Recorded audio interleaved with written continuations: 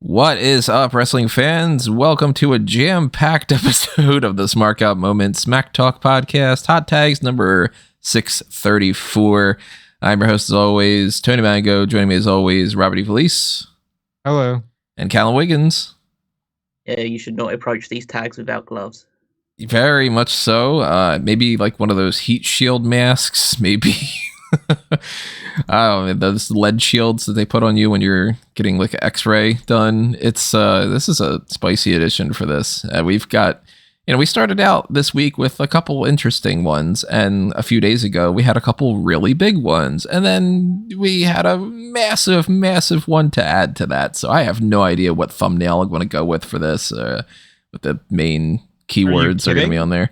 I don't, what can I put on there? Like that isn't going to seem a little weird. Like if I put the Netflix thing on there, if I put the Rock thing, or if I put Vince, if I put Janelle is her name. Like I don't want to put her on there necessarily or something. If I put the 2K24 covers, people will be like, why isn't Vince on there? Like this is a week. On top of many other things outside of the hot tags. We got the Royal Rumble coming up and all, so this is crazy. And obviously, as we go along, we tell you what we think about all these topics and chime in with our thoughts and, kind of do a whole podcast. That's the point. We want you to say what your thoughts are. So if you are over there on YouTube, then you've got that handy little comment section below.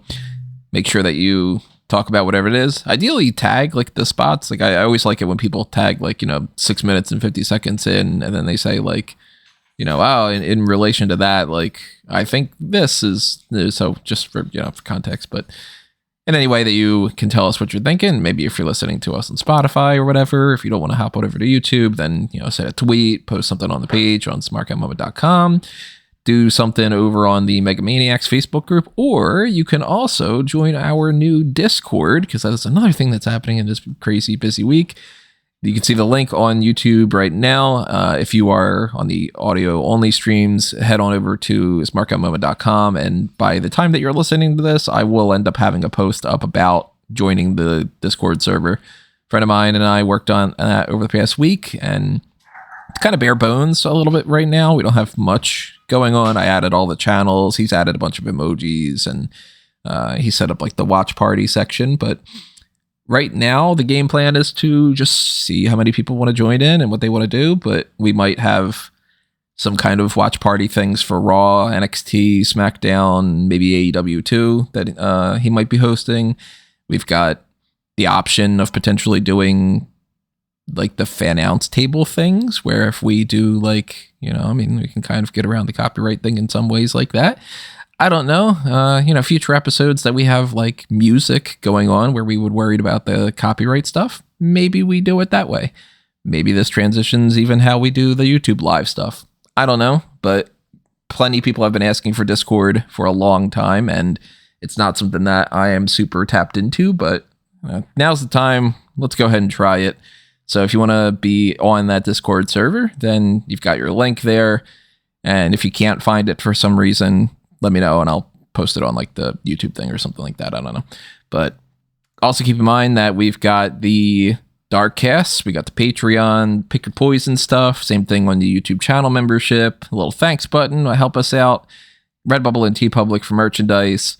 Hit that like button on this video. Double check you're subscribed. Ring that notification bell as well, because we do have an upcoming episode of the Pay-Per-View Point post show, where we, of course, are going to be doing the live immediate results of the Royal Rumble tomorrow night. Right after it, we are going to be showing our faces for the first time since WrestleMania WrestleMania 36. Not that you don't know what we look like, but we're doing, was it 36 or was it 37? 37. That's right, because 36 was the one, so wow. No one wants to show their faces at WrestleMania 36. So we've got, that going on where you'll be able to actually like interact with us a little bit more like that. So if you are somebody who doesn't necessarily dig the whole static image thing or something, bookmark your stuff and tune into the live Royal Rumble post show because you can get to see your reactions and stuff. And, to test run for some other things too. Maybe we see more of that in the future going on with mock drafts. So we could get our face reactions when somebody steals a pick from us and stuff. But man, so much going on this week in general and all. So we do have to start getting into this with, some of these hot tags because this is crazy. Oh, actually, I should mention as well that the Royal Rumble predictions contest is still going on until the kickoff of the pay-per-view tomorrow. So if you do think you might have an idea of what number 1 to 30 is going to be for those and all the other things, I still haven't currently filled this out because I'm like, what do you mean Bad Bunny's in Florida? Now I got to add Bad Bunny into this? And you know what I mean? Crazy, crazy times. But if you want to be a part of the predictions contest, that form is over there on the sidebar, smark.moment.com. You can find it by clicking on the Royal Rumble label. You can find it on the homepage. You can find it on Megamaniacs. Again, all across the board. If you don't know how to find it, there's multiple different ways, but I could tell you some other ways. So just let me know.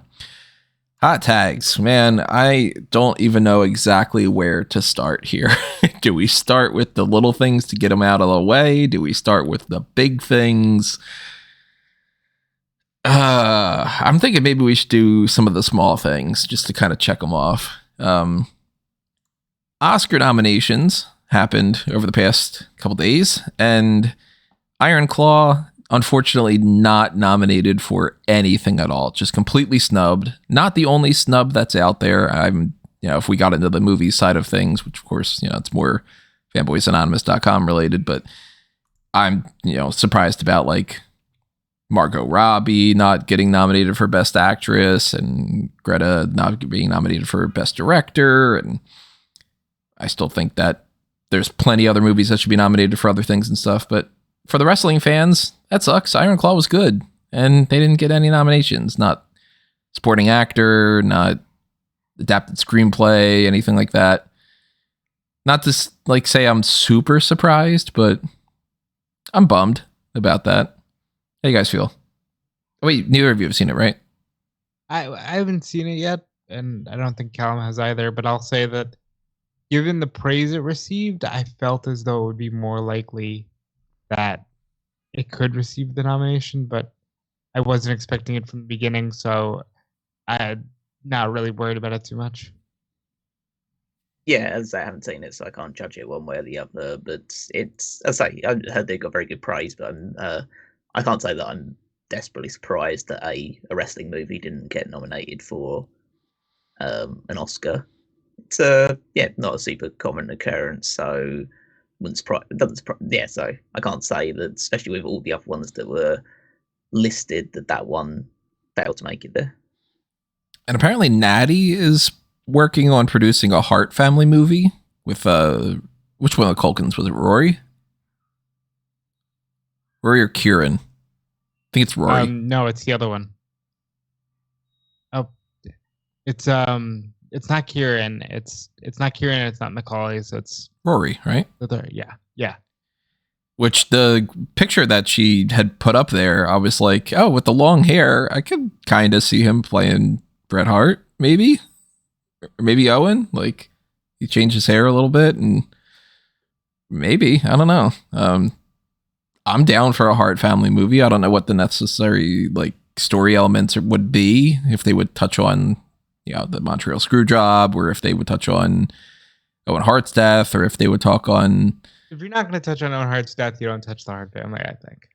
I don't know if they'd go more Stu and the dungeon and setting that up. Off of Bruce, because he's the heart that was always active in things but never made it. So it'd probably be based off of Bruce. But it'd be fun to see a movie based off of Bret or Owen or Stu even. I'd love to see who they would cast for Jim Neidhart and Davey Boy and all. There's Walter Hauser for Neidhart. You know what? I wouldn't be opposed to it. Maybe some other people in the mix that I haven't given much thought to it yet, but Yeah, there's like a fan cast thing out there probably where somebody has like a decent idea. I'll have to probably check fancast.io, I think is the name of the site that I usually go with, or mycast.io. Let's see if there is anything about like Bret Hart or something on there. One person's got an idea for Wrestling with Shadows where they have like Clint Eastwood as Stu Hart. You know what? That could work. They've got John C. Reilly for Earl Hebner. Oscar Isaac for Jim Neidhart? No, come on. All right, you lost all your credibility at this point. Somebody said they wanted Keanu to play Bret, and I could maybe see it. I finally watched Point Break for the first time the other day. And if he comes out there and he's like, I am the WWF champion, then maybe it could work. I'd be down to see a Hart Family movie. What about you guys? Yeah, I think they have one of the more unique stories in wrestling, and I'd like to see it. Yeah, I wouldn't watch it, probably. Okay. But I'm just being honest. I don't watch movies that often. Yeah. So I probably wouldn't get around to watching it. But go ahead. Let's see if it's the Hart story. The Hart family story is another very interesting one. The same way the Von Erichs one is, obviously in a different way to the Von Erichs, but still very interesting and still has a lot of triumph and a lot of tragedy in it as well. So if they tell the story with a good amount of, I guess, historical accuracy and then embellishing in places, then I'm sure it'd be a very good movie as well. Based off of them naming the Von Erich movie The Iron Claw, I would assume that they would end up naming this something like The Dungeon. The Dungeon, or like some kind of The Dungeon, Tales from the Dungeon, Stampede, Broken Hearts. You got a lot of maybe something with the word foundation. You got a lot of puns you can play around when it comes to the Hearts. Especially the Heart name. I mean, the whole King of Hearts and Black Heart, and there's a million of them. But I mean, I'm down to watch a Hart Family movie. I'm down to watch an Anoa'i family movie, a Rhodes family movie. Like, you give me a decently produced thing like the A24 Iron Claw style, yeah, I'm going to watch it all. But I guess considering who's now in bed with the WWE, that might be more of a possibility than ever before. But I want like an A24 style movie. But not Wrestling with My Family. I don't want that one. There's probably more of a chance now with both, The Rock on the board and Netflix in bed with them.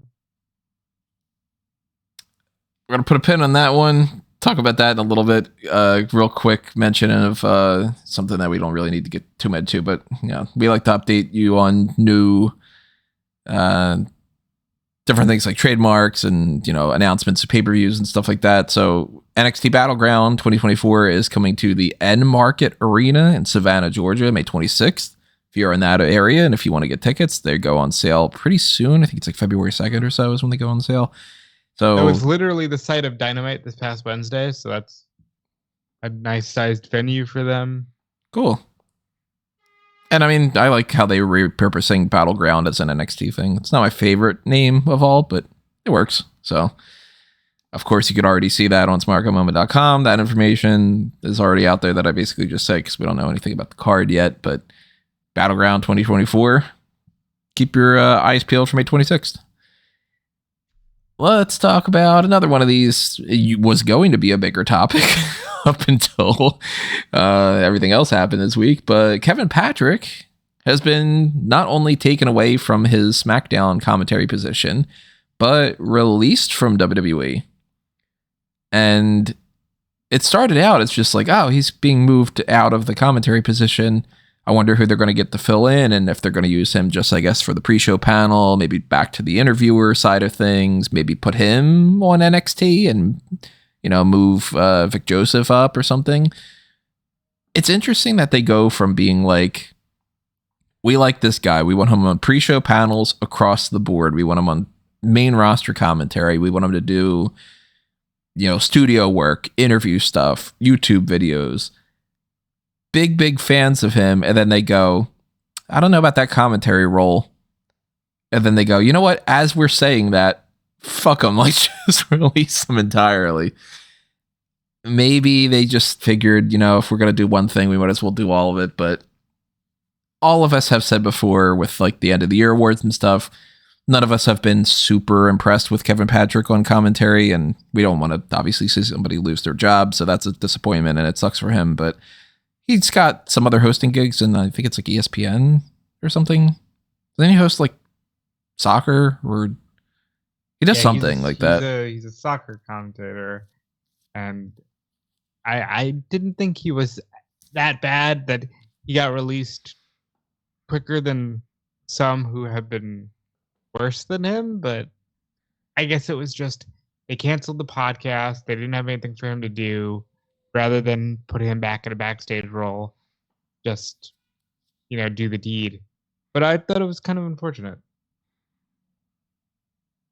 Now, Michael Cole is supposed to be filling in for him tonight, I believe. And there hasn't been any indication that I've seen of what like the future real replacement's going to be, because Cole's probably just going to fill in until they figure that out. But man, I am really hoping that it's Vic Joseph.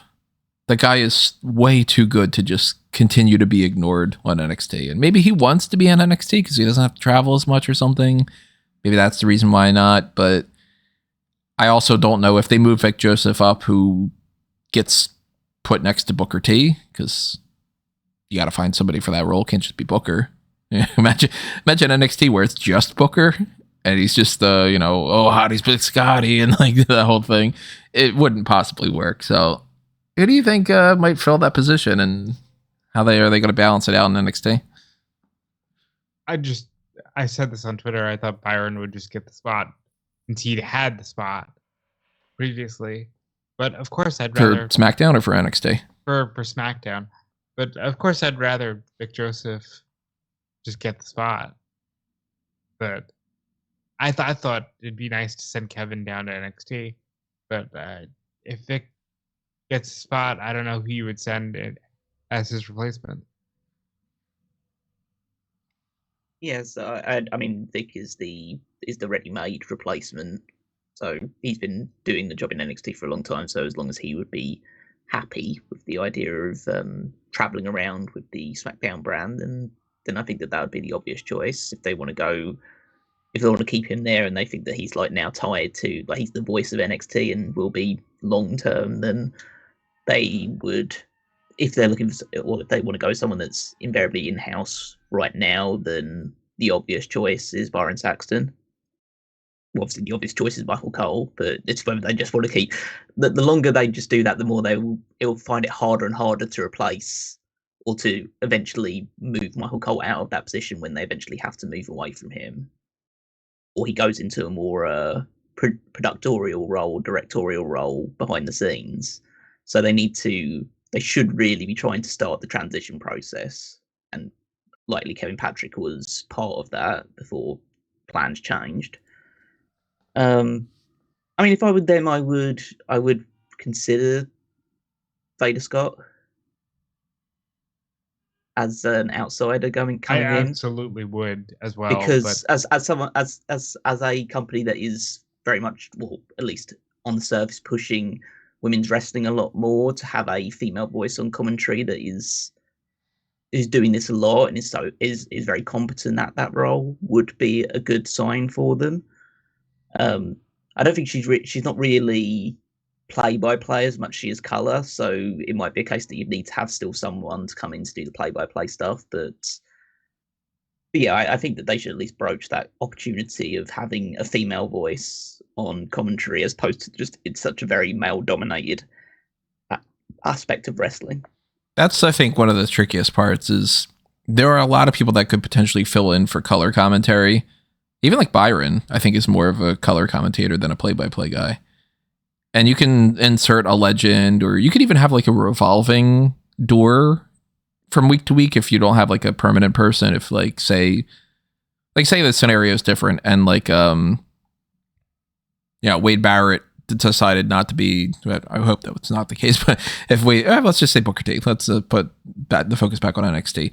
if it was, instead of this whole situation going on with Kevin Patrick, if it was like, all right, Booker T doesn't want to do NXT commentary anymore, who do we put with Vic Joseph? You could do like, this week he's got Kevin Owens there, and this week he's got Mick Foley, and this week he's got I don't know, the Brooklyn Brawler. Brooklyn Brawler, out of all the names I pull, really. But the play-by-play position is way too important for somebody to hold down the fort. And there hasn't been much success from people that are outside of pro wrestling just coming in and filling in the spot. You know, Mike Adamle didn't work. Adnan Verk didn't work. Jimmy Smith eventually ended up being tossed aside. So unless they could get like Mauro Ranallo, which I don't think that he would necessarily do it, but maybe.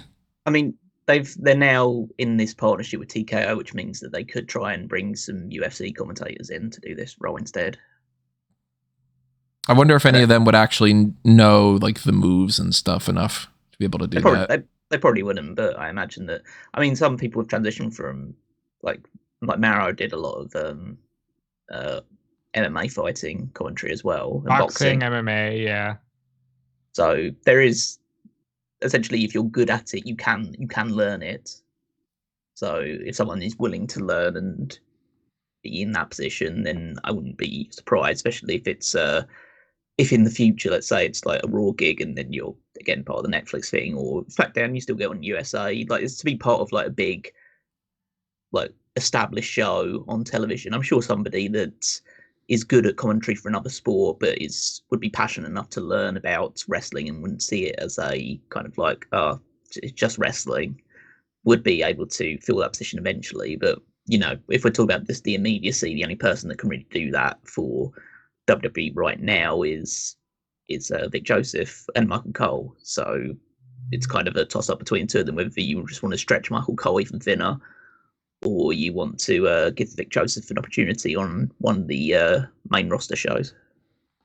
What they could probably do, and I haven't watched NXT Level Up since like the first episode, somebody else does that other than Vic. I'm blanking on his name, but I could see them potentially having him move into the NXT position and then move Vic to SmackDown. That's probably the easiest thing to do. I think the clearest indication, this will be the clearest indication to a lot of people, us included, that if the long-term goal isn't to put Vic into this position now that Kevin Patrick's no longer available to do so, that Vic's just not going to go up from NXT at any point.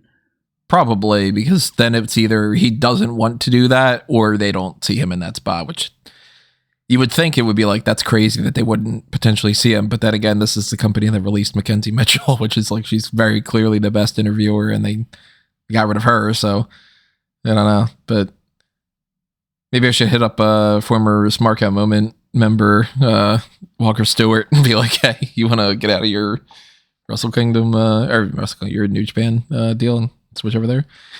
Speaking of New Japan, though, actually, we do have a New Japan story to talk about. This is what event was it that this just happened with Okada?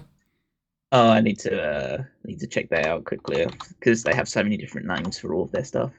Let's see. It was damn. You got all these, just all news of Okada, AEW, WWE, whatever, stuff like that.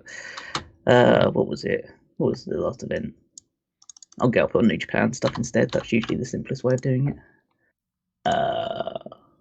Results. So it was one of the Road to the New Kingdom shows.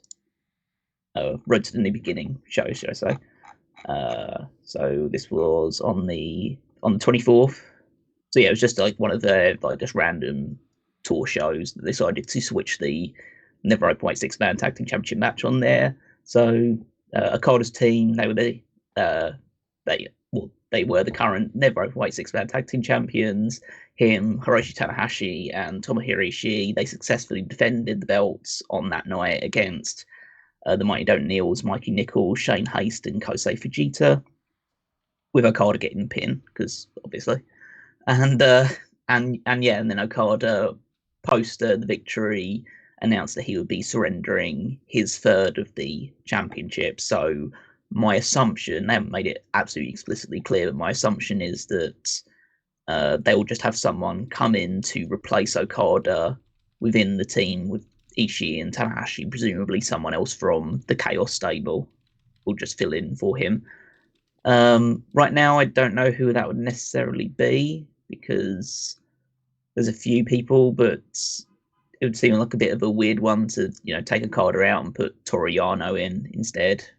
But he's probably the most experienced member of Chaos that's left.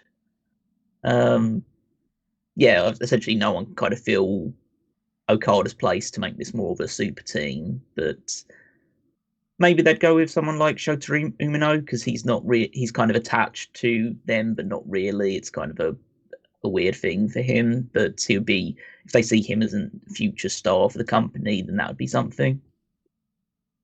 So yeah, that's kind of like the main story, is that he still defend his title. But I was listening to Super J-Cast, which is a very good podcast for people that are very interested in the latest ins and outs of New Japan Pro Wrestling. They've got a lot of good sources there, so they're able to talk about news and events, and they covered a lot of the stuff about the Okada departure.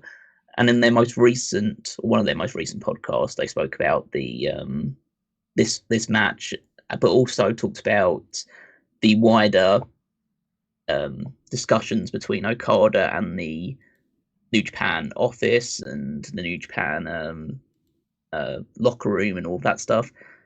And their basic gist that they got out of it, and again, you can listen to that if you want to get the full details, but the idea was that Okada was not exactly very keen to do business with younger wrestlers in the company.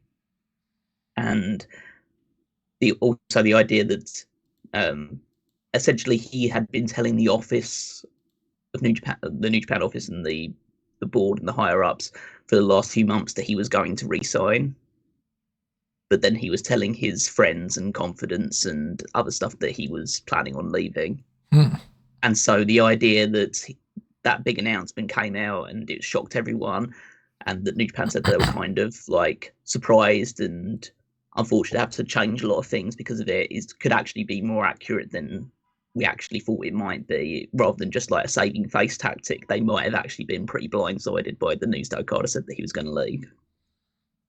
Which isn't really obviously the nicest thing to do, but at the same time, if you don't have a really good relationship with your boss and you're, kind of in that position that you want to leave and be fuck off, then you don't really care. It's kind of like that whole, if you care about the business, you give them 2 weeks notice when you leave. If you don't care, you quit on the spot kind of thing.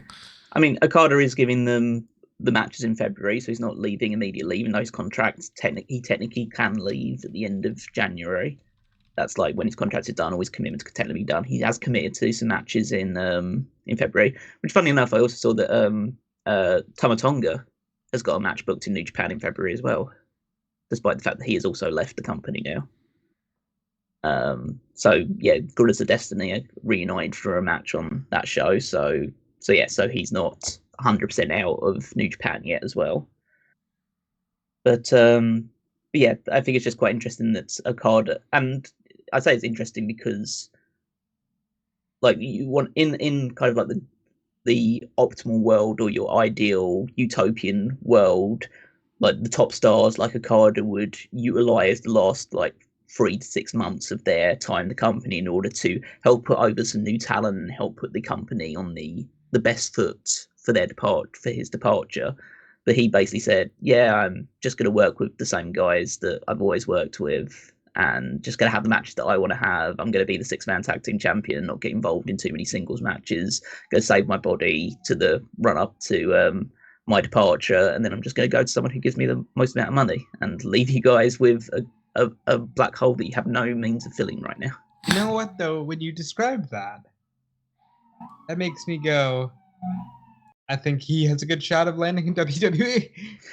Well, it's just a case of it's surprising. I'd say you would be surprised. Maybe you wouldn't be surprised one way or the other, but this is essentially how things normally happen with top wrestlers in promotions.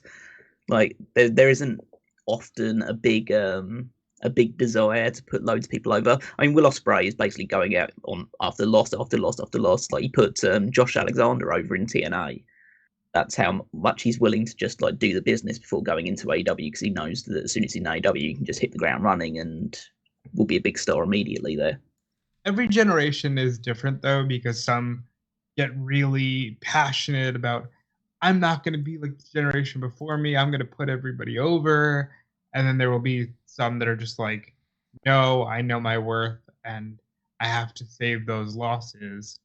Like it's the difference between a 2010 Cena versus Cena now, who will lose to like literally a day one recruit at the Performance Center and just be fine with it because he's giving it back to the business. Unless you're Austin Theory.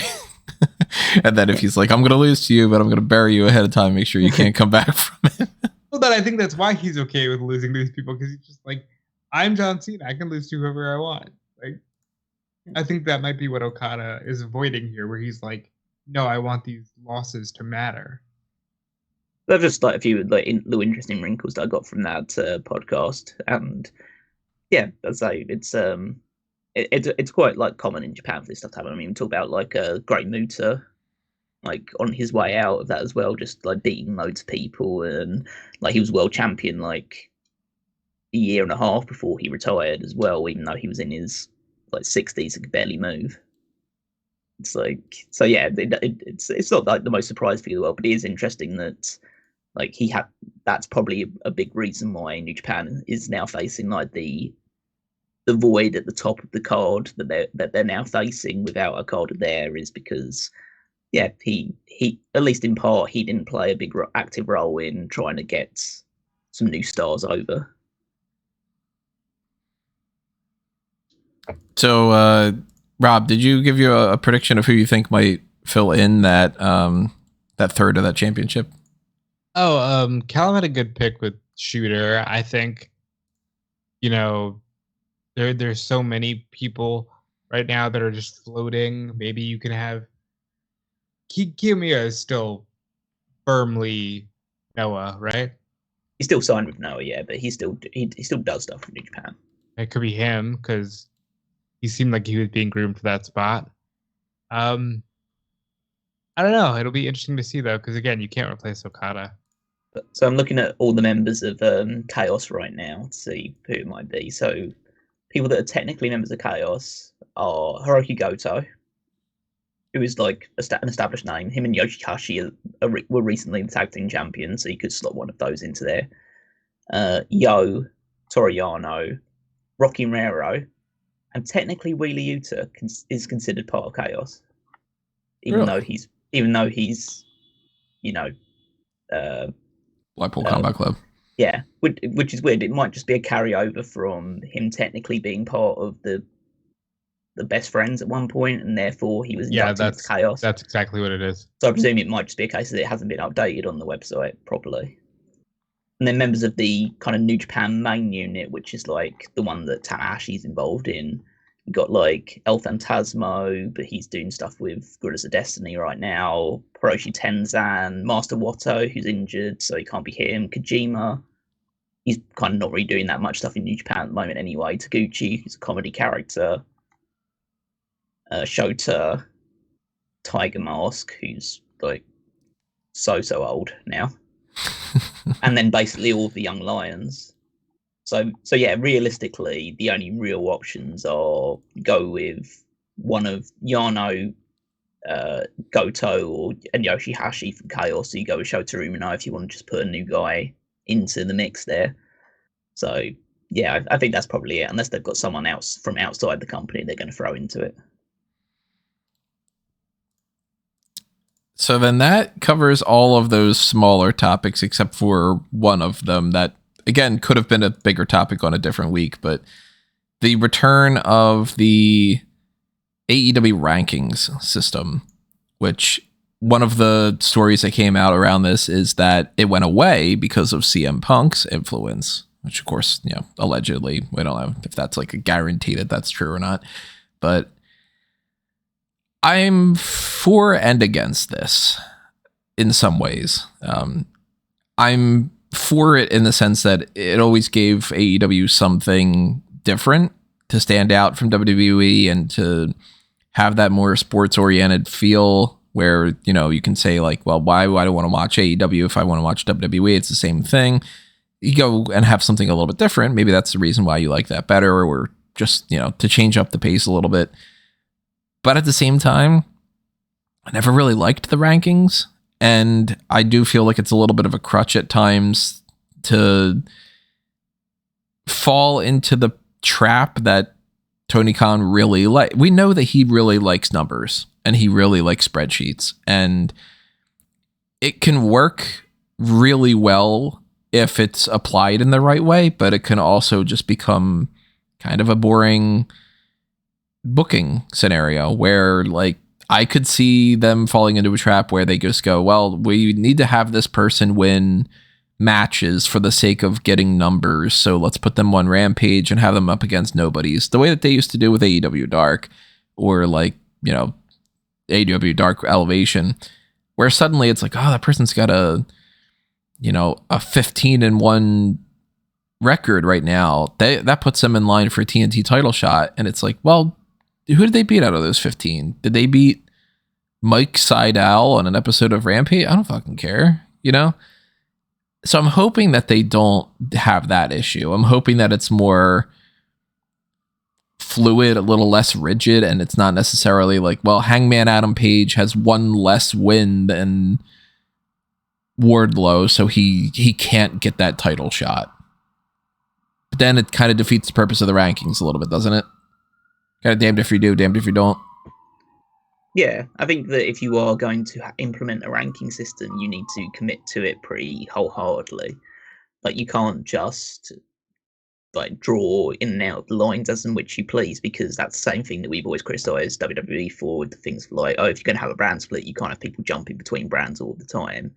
Like, then what's the point of having the brand split? What's the point of having the rankings if you're not going to use them to determine who your championship challengers are? That's basically how it will work. And yeah, you can say that they might try and pad rankings by putting random matches with like lesser down guys that you know they're going to lose to on Rampage. My argument to that being is that they're doing that already.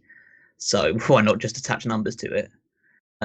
So yeah, I think that for me personally, I think the rankings overall is a good idea. I think it's good to as a way of distinguishing themselves from WWE and to always put forward the message that should be there, that wins and losses do matter. And I'm hopeful that at least they utilize the rankings in a way which is kind of like tournament style-y in a way, but not really just always having to do tournaments, which is like you rack up the wins, you rack up the bigger victories against, you know, lower rung guys that you're invariably going to win against, which is just how wrestling's always worked. It's just like you typically just put preliminary guys to help give the top guys more shine. Just match quality is better now across the board. But the difference being is that, okay, once you've established, okay, this guy has got a good number of wins and this guy's got a good number of wins, well, now they've got to fight each other in order to determine which one of those two guys is going to face the champion, or like 2 or 3 guys or 4 guys, or however they want to do it. It's a case of, okay, once you've done that, you have to beat whoever the top guy is, and then it kind of, that guy, it's kind of like, not so much like right down to the ground and start again, but it's kind of like, okay, this is your big opportunity, you missed it, and now someone else in the meantime is building up their own win streak, and maybe you've got to be cycled back down, or like will get lost in the shuffle a little bit before you then start picking up wins and can make your way to a potential number 1 contender's opportunity in the future as well. So I think that if you treat it that way and make sure that it leads to big matches on television between potential contenders, then lead to big matches on either television or pay-per-view between contenders and champions, then you can really make the title matches feel more sought after and valuable and must see, rather than just a thing that just happens on television every now and again. But I also do agree that there should be at least one title, whether it's the TNT title, whether it's the international title, and for the women, if it's a TBS title, that should be a bit more open in terms of their challenging. So you can consistently still have title matches on TV, because they can be fun to have. How do you feel about that rankings thing, Rob? You think it's Do you think it's a trap? You think it's something that's going to improve things? I think it's important for this company. They need to reestablish their roots. I understand your point about not really vibing with it, but I think if they create the Calums as a title, like if the international title is rankings free and just open challenge based, or the TNT title is open challenge based, I think you can still have the best of both worlds. And I think it would establish, if you do them monthly, it establishes who is top challenger this month and who to keep on your radar for the rest of the year. So I think it's a smart way of doing things. I'd also make the argument in the same way that you did earlier. It's the case of you need to differentiate yourself from WWE. And if people who are typically more WWE leaning or more in line with the WWE production or the way that they do pro wrestling or sports entertainment, and you look at the rank system and feel like, oh, I don't sure I vibe with that, then it's kind of a sign that's for AEW that they're going in the right direction because they're distinguishing themselves from WWE. You kind of want the people that are more just like super integrated into the way WWE does pro wrestling to look at that and either not like it or be like intrigued by it rather than the other way around. Like if they immediately like accept it, say, oh, that's a really good idea, then you kind of feel like, oh, why did like a super WWE fan likes this? That's like WWE already doing. So yeah, I think even if there will be kinks of it, there'll obviously be kinks of it. There's kinks in every single system, and loads of other companies have tried to do a ranking system in the past, and there's always invariably flaws with it, and there were flaws with the first time that AEW did it as well. But I think that right now your primary goal should be re-establish the roots that AEW is built on and differentiate yourself from WWE in as many ways as you possibly can. There's at least a lot of potential to it, even if it's not necessarily your favorite thing. Like, it's not my favorite thing, but if done well, it could be a really good thing for them. And I'm hoping that it's better than it was the last time. I hope that they learn their lessons from what it was prior, and that it's just sort of, in a good system like that. My hope is that Tony Khan, I know he's a big numbers guy, but he's also surrounding himself with other numbers guys that can keep them in check for this. And maybe in some ways, the Continental Classic was kind of the groundwork for this for a long-term return of the ranking system.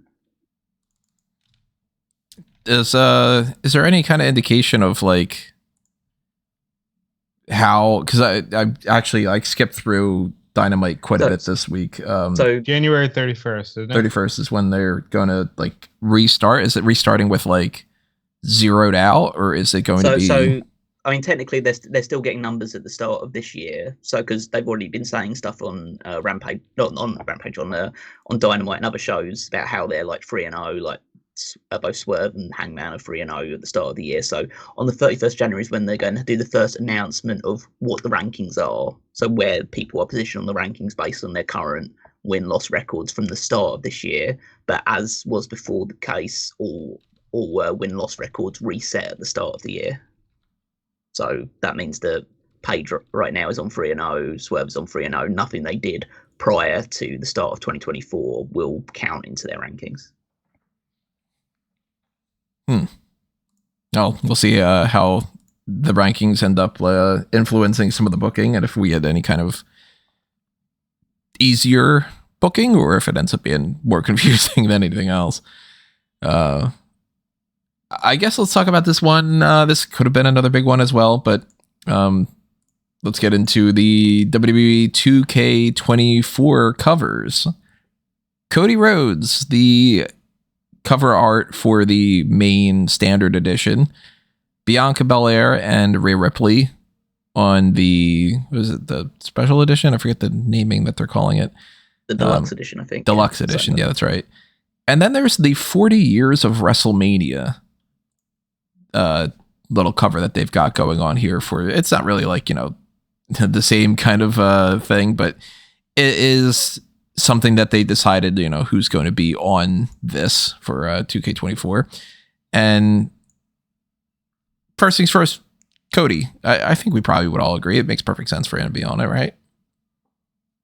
Yeah, it felt like that's where they were going from the beginning. So I'm glad that he gets his cover. He finishes the story in that way because not a lot of people would know this, but when AEW was building towards the announcement of Fight Forever and Cody was still working there, obviously, Cody openly talked about wanting to be the sole star of the poster.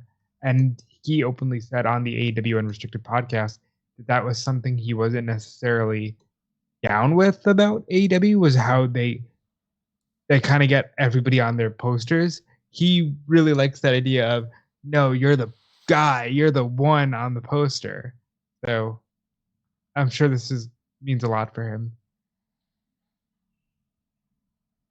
Yeah, I mean, if you essentially there's like a 1A and 1B choice for these ones. If you're not going to go Roman on the cover, then Cody is the absolute right choice. Yeah, and Cody is the baby face out of those two, so you probably should lean with Cody as the cover star.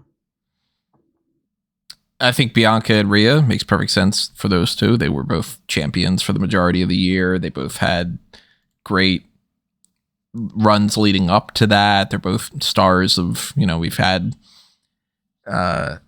very few women that have been able to reach the level that they are at. That's cool to get some women on the thing too. They are the first two women. There's so many of these first, right? But like they are in fact the first two women to be exclusively on a wrestling game cover of just women. Becky got it, but she shared it with Roman. They've had other women in the past, like Tori Wilson's been on covers with all the other men. Luna Vachon was on the cover of WWF Raw. But they had the distinction of saying, we are the only two on this cover, and we've done that now for women, which is great, except for the fact that physical media is dying. Mm-hmm. I don't know how you get your hands on covers that aren't just the standard cover. Like, you can't go to the store and buy the deluxe edition. You can't go to the store and buy the 40 Years WrestleMania edition. You can? You maybe order it online. I'm guessing that's what they're gonna do, but like you can't go to, like a GameStop or something. And if you're gonna buy a physical copy of the game, it's gonna be the standard edition cover. I mean, it's kind of just more of just a mark of, because like I say, if you buy it on like the store or anything like that, you're still gonna see the cover when you open the game, and if you bought the digital or bought the deluxe version, then you'll see the first thing you'll see when you like scan over to it on your like PlayStation or Xbox or whatever will be like a shot of Bianca and Rhea in. See, that's false. No, the icon's gonna be the standard. No, the icon will be the standard, but then you'll go. I guess so. I guess there is an argument to that as well, but really, because specifically for this, because you don't normally get this. For this, there's so many girls that are like, no, I want to buy that version and I want that cover. So I hope they have this figured out where they can do that, because that cover is going to sell like hotcakes. I always thought that was such a funny phrase, because it's like, who's out there being like, man, I'm selling so many pancakes. Like, the New Day. Yeah, I guess a New Day, but yeah, that's always been one of those old timey phrases that I'm like, at some point somebody was just like, we can't sell enough of these flapjacks, By the way, they're pancakes. Call them flapjacks. I don't know what's wrong with you. But I also think it's interesting the people that they chose for the 40 years of WrestleMania, because I'm gonna nitpick, because what the fuck, that's what I do. I don't like that there's an uneven amount of people. Like there's Charlotte on the right side, and then there's HBK and Triple H on the left. It's like, you could add another person in there. Why didn't you? It's almost like you purposely didn't, which is kind of weird. But I'd have rearranged a couple little people. I'd have, maybe put, instead of Brock opposite of The Rock, maybe put Austin there. Maybe put John Cena in Stone Cold's spot and have Brock around the Bret Hart range, and maybe take Charlotte off, or maybe add another woman in there to offset Charlotte or something. But why would you add another woman in there? Because right now you got 2 on the left and 1 on the right. Sasha Banks ain't with the company. These are all headliners. Yeah, but if they have Rhea on there, because they've got She's Bianca. Not a headliner. She hasn't main evented. Oh, that's only what they're doing is that for the women. Okay. So you can't put Ronda on there then. Yeah. So take some people and shift them around a little bit. I don't know. Maybe the only change I would make is add Cody. And I'd make that, I said this to Tony privately, but I'd make that the cover of the game, the actual cover of the game. You get the best of everything, and then you get the lapsed fan who will see that icon or that cover and say, you know, I got, like, it's on sale. I'm going to pick up the WWE game because I see Hulk Hogan on the cover, and I used to love Hulk Hogan. Or I see Austin on the cover, and I used to love Austin. I think they're leaving some money on the table there, but I understand why. Be cool if they would have had Macho Man in there. Yeah, that was my prediction. Macho instead of Andre. But I understand why Andre.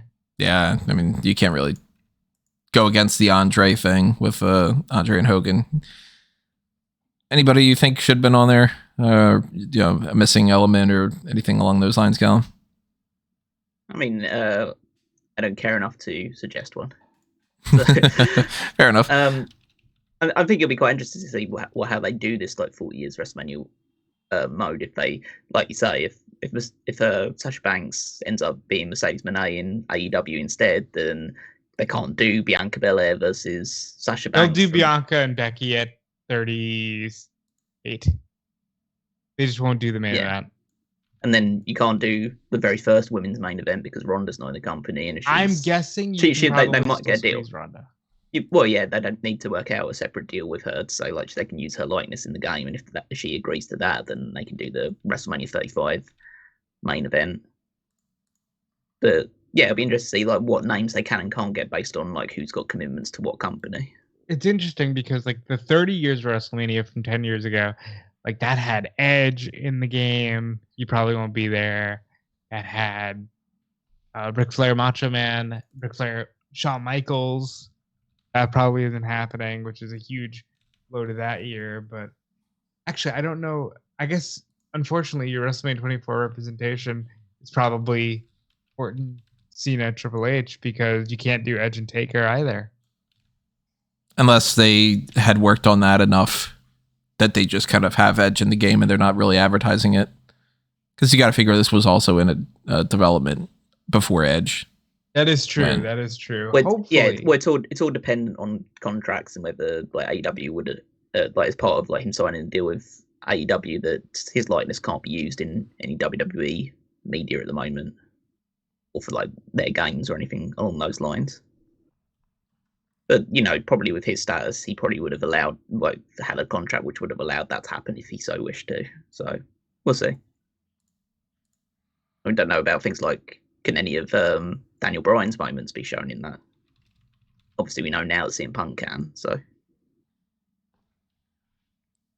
yeah, they can't obviously do a good portion of those main events. You know, you can't get something like the Chris Benoit moment and be like, "Yeah, you're gonna celebrate that?" Like, no, no, they're not going to. And you know, I mean, when it comes to trying to do like a big 40 years of WrestleMania thing, if they're missing even one, it's going to feel awkward, but they got to do what they got to do. So, yeah. Well, so it's being released in March, right? March 8th, yeah. So it's happening before WrestleMania 40. Yeah, so 39 years of WrestleMania. So it's got, the thing is like 40 years of celebrate 40 years of WrestleMania. Hey, we've only got matches from the 39 years of WrestleMania, so is that going to be like an add-on thing? Presumably, they might add on a match from WrestleMania 40 at like post that event once they've decided what it is. Like they are doing with Roman Rock or Rhea versus Becky or whatever we expect to happen at WrestleMania 40 to just like add that as a DLC on the end of it, so you do get the full 40 years. Because at the moment it's just a case of hey, we're celebrating 40 years of WrestleMania. We only have 39 years of WrestleMania to give you right now. Because you are getting a generic WrestleMania 40 arena with no knowledge of what the actual arena will look like. So there's a few ways they can play with this. I'm excited. I think it's a good way to go for the build to the game this year. It's so much different now. They used to announce these things months in advance, and now it's like you get about 5 weeks from announcement to playtime.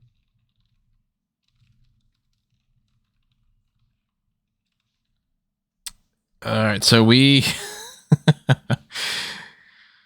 we gotta get this.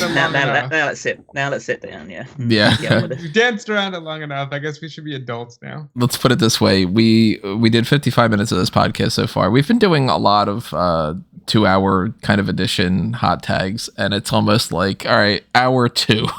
Like, we're night 2 of hot tag land. We're going Smack Talk Underground now. Yeah, this is going to be a lot to talk about for all 3 of these topics. Number 1, Dwayne "The Rock" Johnson has not only gotten ownership of the Rock moniker, but he has joined the board of directors in TKO. Just going to flat out state that before we start diving into it. Number 2, Monday Night Raw, seemingly going to stay on Monday nights, is coming to Netflix in 2025. And along with that, premium live events that are outside of the United States are going to be hosted on Netflix. So WWE Network, gone from that. It's like the end of another era. I haven't found any other information about Peacock and stuff. Again, we'll talk about this in a little bit. That's a big, big topic. And then there's the Vince McMahon of it all, which has things that tie into, is Brock Lesnar pulled from the Royal Rumble? Like Vince McMahon's shirt being pulled? Is this going to lead into some problems with WrestleMania plans? Is he going to be booted from the company? All these other elements to this. I think the simplest thing for us to do is to talk about Netflix maybe first. Because that's the one that has like less of a tie-in with like the board of directors stuff. Well, I mean, we can start with that. I would have thought the simplest one to talk about is Dwayne "The Rock" Johnson join the board of directors, because I mean, just from my perspective, and you might have a completely different view, but my perspective, oh cool, Dwayne "The Rock" Johnson joined the WWE board of directors. Okay, let's move on, because it's just a case of, okay, he's there now, and you know it's a big deal because he gets this big position. He got all of his everything attached to the Rock name given to him, which is obviously a huge deal for him. It means he can utilize that for his own ventures moving forward.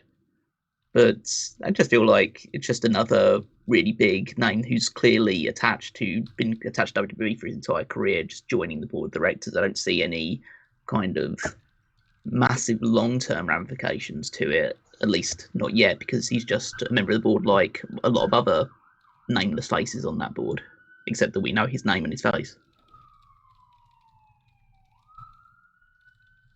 I like it. I think it's a great move. I think it's an interesting move now with all the icky stuff out there, but like this feels right. I don't know how it is going to be handled going forward, but this feels right. I think that it's really interesting that the whole like Nick Khan's a family friend from when they were younger. Nick Khan comes in out of nowhere to this company. The immediate thing is like starts circling the idea that they're going to sell the company. They boot out Barrios and Wilson. Nick Khan just continually gets more and more power. The Rock buys the XFL. And then, like, now it's like The Rock is on the TKO board of directors after they sold and all. It feels like it's just like, yeah, okay, this has been the plan from the start. Of, like, right before the pandemic, it seems like, okay, the end game is you're going to have these people and they're going to be in positions of power and all, and I'm not opposed to The Rock being a part of that by any means. I just kind of feel like maybe the way that all this went down is a little bit like suspicious and odd. You know, I don't like when people do these kind of things and it's like, oh, it just happened to that didn't. Nah, you know what you're doing. But I'm glad he got the ownership of the Rock name. It's stupid that he didn't have it. I know that WWE, of course, wants to keep the trademark so they can, you know, continue to make money off of it. But at a certain point, just fucking give it up. Like, dude, let Ric Flair keep the woo from, you know, for the fuck that he does and stuff. Stupid when they do that shit. He gets to his spot. Very quick mention. His daughter, Ava, is the youngest general manager in NXT history or youngest general manager in WWE history in this point. William Regal returned this week on NXT. And it's like, oh, man, Regal's back, but he's back to tell Ava, good job. Like, nepotism works fast. It does. Yeah. Yeah. Nobody told Charlie Dempsey that, though. Like, with The Rock being a part of the board of directors, I don't want to put too much of this out there and then be disappointed, but that and the Netflix deal, and also, I mean, we should talk about this whole Sports Illustrated thing. Sports Illustrated's like, it was Brasso, Justin Brasso, that had reported it. So, yeah. Where they were like, hey, by the way, the plan for WrestleMania is Gunther is going to go up against Seth Rollins for the World Heavyweight Championship. CM Punk's going to fight Cody Rhodes, and Roman Reigns is going to fight The Rock. And my immediate reaction was, oh, you just watched Raw, and you just, had that whole, like, light bulb moment. You figured you put it out there. I think we might have touched on this on the predictions. But I was saying before, I had felt even more of a likelihood that Cody Rhodes could go up against Roman Reigns. And now with The Rock being a part of the board of directors, I know there's some people that are immediately saying, well, he's going to book himself for the main event of WrestleMania and it's going to be this whole thing and all. I don't think that that's the case. I actually think that's the opposite. I think that The Rock being a part of the board of directors and all this stuff happening around now takes him out of the running to be the headliner of the Hall of Fame that I was thinking he could have potentially done. And I still kind of think it's going to be Batista. And I think that that means that they will hold off on The Rock against Roman Reigns either for WrestleMania next year or maybe if they plan on doing it at another show that they really want to make like a super special thing. I don't know what that would necessarily be, but now I feel like if The Rock were to just be like, and I'm not only a board of director member, but I'm also going to be taking Cody's spot and putting in the main event of WrestleMania, I don't think that's the right time to do it. So that makes me feel a little bit more confident that maybe Cody is going to finish the story in a couple months. My argument to that is it's silly to think that that's really a problem. Hunter was on the board of directors forever, wasn't he? He was still an active wrestler. Like, we know The Rock is doing. Yeah, everyone knew that he was booking himself into, or at least like cajoling and backstaging his way into the top positions. And by the way, the board of directors ain't booking shit. Yeah, exactly. Yeah. Like, the only one that is, well, the only one that would be is Triple H because he's head of creative. So, but they have influence. Yeah, but most of them, like most people, would be in the Rod's position, just want to see, just interested in like profits going up and the overall like operation of the company, more from like a metric standpoint rather than a what is actually being outputted standpoint. Obviously, The Rock might have a different approach to it as a former performer himself. But yeah, I kind of see it more as this is one of the ventures that he's going to be looking into once he decides that he's going to start winding down his acting career. And he's just like gone the start of it now because he's going to get $30 million worth of shares over the course of, I think it's like 4 installments of $7.5 million each over time. So yeah, it's going to have that foothold while he's continuing to act, because I assume that's still his. Yeah, he's given no indication that he's slowing down from that front. So I think that's still his top priority. Still got things like the XFL to worry about. Well, I say the XFL, it's whatever this like super unified, USL sport alternative is. Yeah, so I think that he's got plenty of other hands in the fire still. And WWE is just now he's now just like permanently attached himself to WWE and TKO, which is Yeah, I'm not saying that it probably was very strategically planned with Nick Khan's position of power now in the company and Ari Emanuel and a lot of other people that would have wanted to have someone like, because fundamentally, if the arguably the most famous man in the world wants to be a board director on your company, you're more likely going to take it. I mean, obviously he has his own production companies and stuff, so he has his influence in business that way, and he's, got like a jillion followers on Instagram. Yeah, he's got popularity behind him. He's well spoken. He's somebody that, other than this whole Hawaii situation, had been like pretty much Teflon for like a public image, and then he's, former history of WWE makes him much easier to market in that way too. Like, this makes sense across the board, but it remains to be seen like who does what on this board, because I'll put a pin in it because we're going to talk about the Vince thing, but we'll save that till last year. Yeah, there's something about Vince's clause that I find interesting to talk about. That, how much influence do people certainly have. But the Netflix thing, though, one of the things I have in mind when it comes to the Rock thing and all, they might be wanting to have The Rock versus Roman Reigns on the first Netflix one of that, to really just be like, let's boost those numbers for when we go over to Netflix. I'm very curious what happens with Peacock and all of this, because Peacock's set in stone until March 26th. 26, not 25. Yeah. Okay. So they can't really talk about it yet.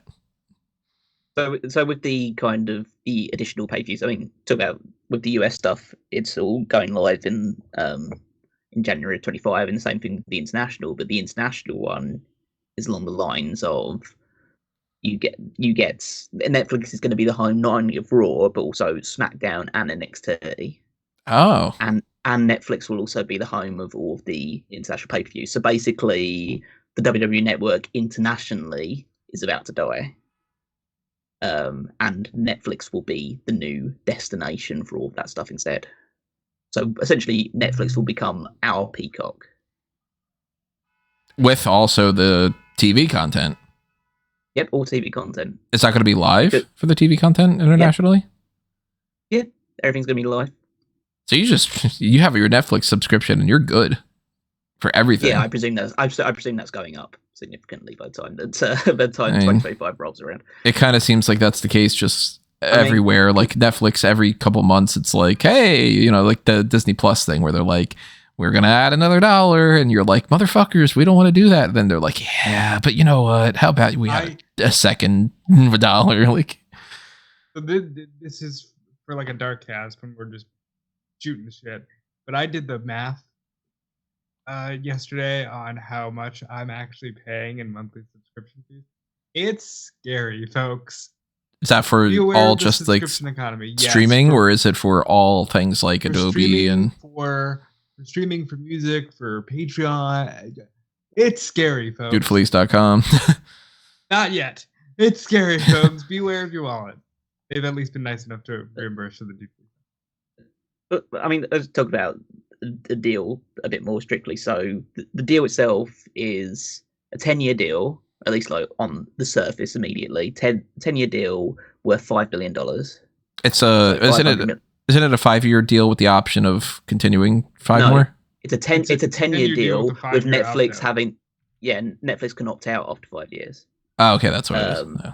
And the other thing is that if Netflix are happy with the deal, very happy with how things are going, they can then further extend the deal another 10 years. So it can be at maximum a 20-year deal. Which is insane. Like, that's the whole idea of us being like, oh, Monday Night Raw is on USA for basically most of it. And then you skip forward 20 years from now, it might be like, oh, that's interesting that they used to be on USA. Because it's just, that's the Netflix thing. Yeah. Callum and I will be in our 50s, you'll be in your 60s. Oh, so, you think I'm going to be alive by then? Give me a lot of credit there. Well, somebody has to. But they're getting paid handsomely for this. I mean, this is basically $5 billion, dude. Like their previous deal was somewhere around 250 to 260 million per year, and it's going to be 400 million. Well, we need to caveat some of this a little bit. So essentially, yes, they are obviously getting this, but on face value, they are getting this big increase in all these deals. But the previous deal was just for Raw on the USA Network. Whereas this deal is for Raw to be on Netflix, potentially in perpetuity for 20 years, and every single, basically, there's no more deals with international broadcasters anymore, because every other like international thing outside of a couple of markets is going to fall under the Netflix for that particular country. So we have to kind of counterbalance with the fact that like they haven't just signed away just Raw for this $500 million fee. They've signed away all of their international broadcast rights to Raw, SmackDown, NXT as well on top of that. So I think that both Dave Meltzer and who's the WrestleNomics guy? Brandon Thurston. Yeah, Brandon Thurston looked into this, and they kind of have balanced out that it's somewhere between a kind of 22 to 30% increase in the rights, which is still an increase, but it's not as substantial as people think it might be when you kind of break it down to what the Raw side of things would be. But still, obviously, it's still vast sums of money that normal people like us cannot even quantify or fathom being involved in. But I still think it's a great deal because of the Netflix name and the partnership involved with it, and this being their first real venture into streaming, obviously Netflix is going to put a lot into it because this is kind of their first real foray into the live sports aspect as well. So they're going to try and champion the hell out of this because they probably see this as a gateway into signing more quote-unquote recognized sports, such as whether it's baseball, basketball, football, soccer, anything along those lines. This is kind of a good testing ground for it. Because like you look at like WWE going to get $5 billion for this particular deal. When you look at how much the NFL is worth, that's insane. It's like somewhere in like the $120 billion range. Like the Premier League in like the UK has like multi-billions attached to it in different areas as well. It's like, so yeah, there are different levels to this game, and so yeah, I think that overall both sides would be happy with this deal for different reasons. It's a little bit of like security too, that it's like it's Netflix. It's not. Yeah, Peacock, when it was starting out, yeah, what's NBC Universal and all, but Peacock is just sort of nobody. If you say to somebody, name a streaming service, you poll 100 people, I highly doubt there's more than 10 at most that would be like, oh, Peacock. They're going to say Netflix. They're going to say Amazon Prime. They're going to say HBO Max, because they're going to say HBO Max, not Max, that kind of thing. They would say Disney Plus, and then they would there'd be more of a group of people that would be into saying something like Crunchyroll or like Shudder or something than they would say Peacock, most likely. And Netflix is the thing. Like, that's the one that started it all. If you get to say that you are tied into Netflix, it makes it look like, well, the big one wanted us, not Tubi or... hey, we got a big deal with the Plex free shit that comes on there, or any of that kind of garbage. Like, they're on Netflix. It's if anybody has a streaming service, they're more likely to have Netflix, and then if they have a second one, they're most likely to have like Disney Plus or something too. I know we're subscribed to Netflix. I don't know on what tier, but we don't have the ads. Congratulations, you're actually paying for something. Yeah, because my wife is. Let's put it this way: my wife is subscribed to Netflix and Shudder and Amazon Prime, and I'm subscribed to Peacock. So, through your cable, partially through that, and partially because I can write it off of my taxes at the end of the year. But that's one thing to talk about, though, as far as like the different tiers.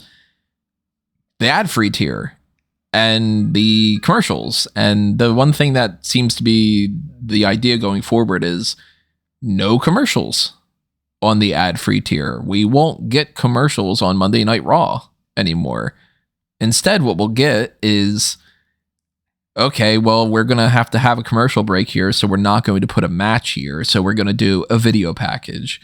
while we have the Netflix crew is watching a commercial. The same as what we have like on the pay-per-views, where it's like, for anybody who's subscribed to Peacock Premium Plus, or whatever the other P's are, the public,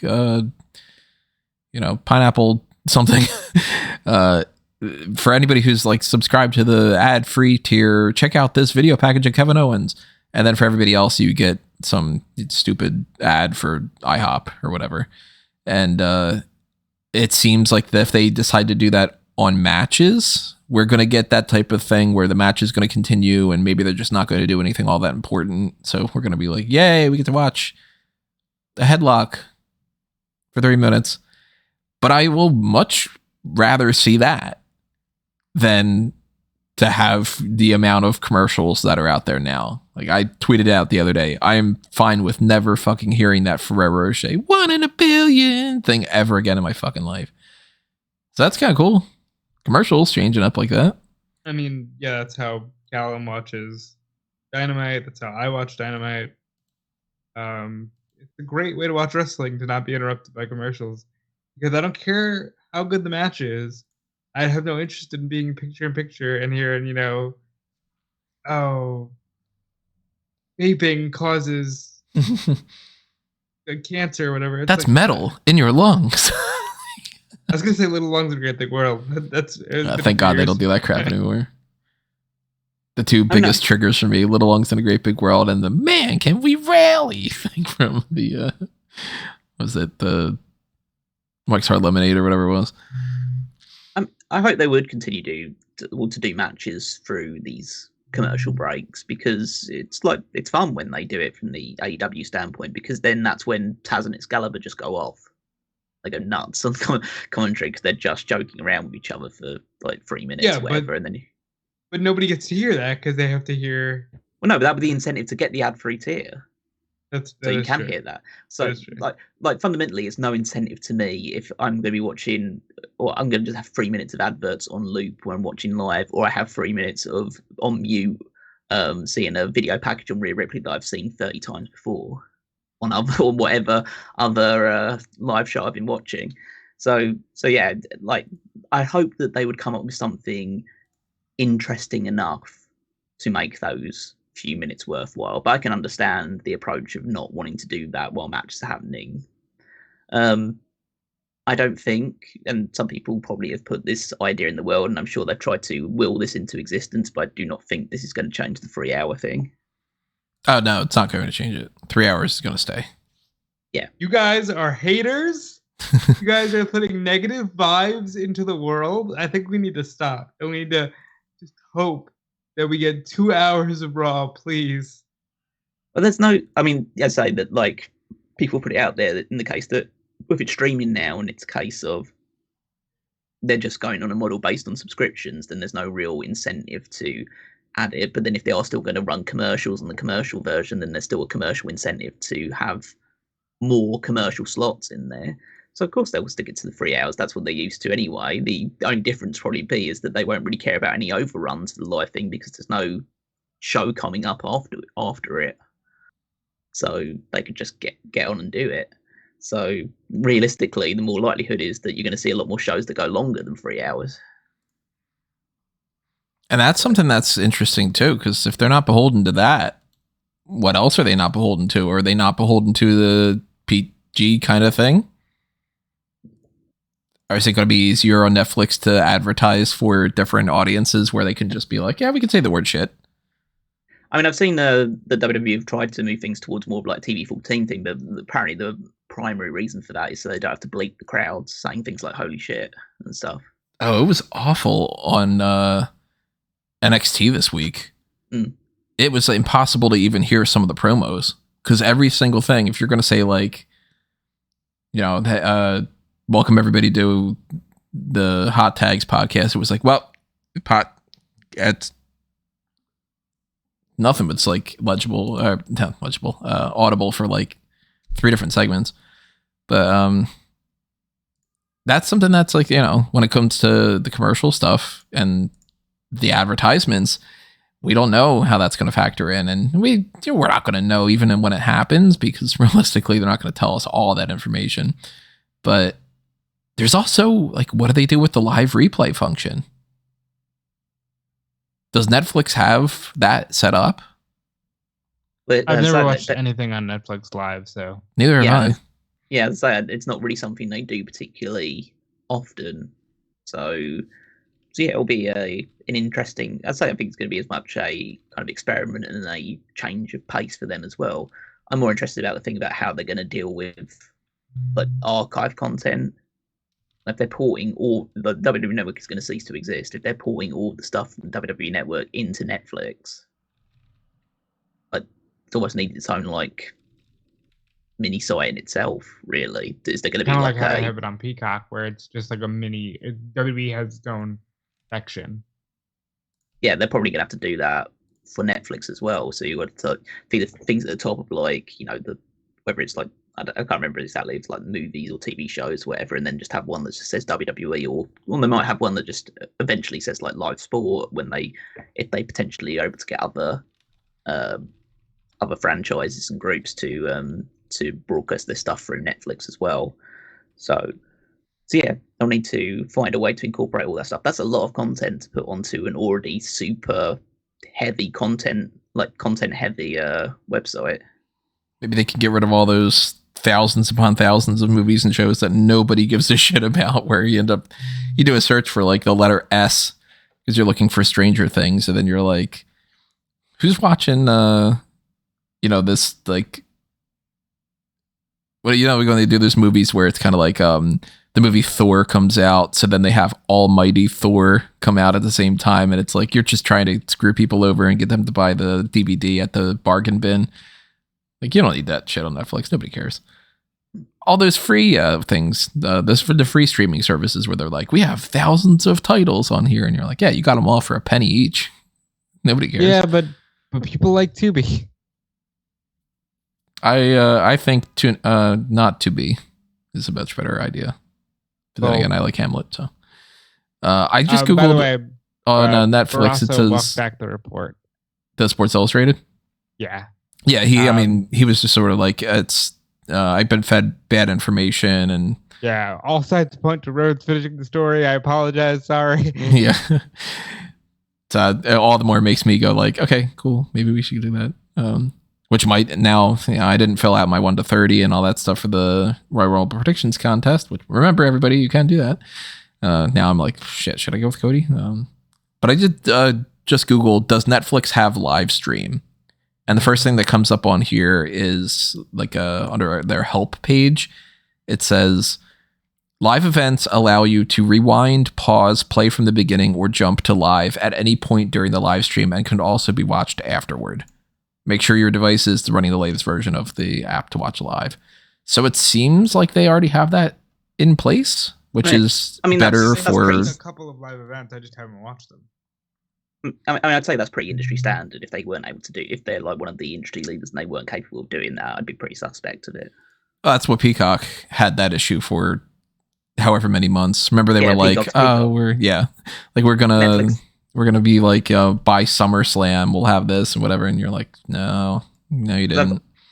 I've watched a lot of live sporting events through Amazon, and Amazon has that capability to do the to watch from basically whenever if you've started watching something and clicked off for whatever reason to go to somewhere else, case of like you go back on, it says you can like watch from where you pause from whenever you stopped watching, or you can watch it from the beginning, or you can watch it live. Just gives it all that option. So I presume, you'd hope that Netflix can do the same thing.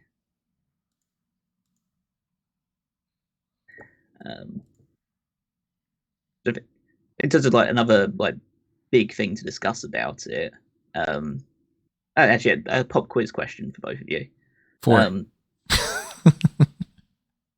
When does the current Raw deal with USA Network end? October, and they have no idea where it's going to air. Exactly.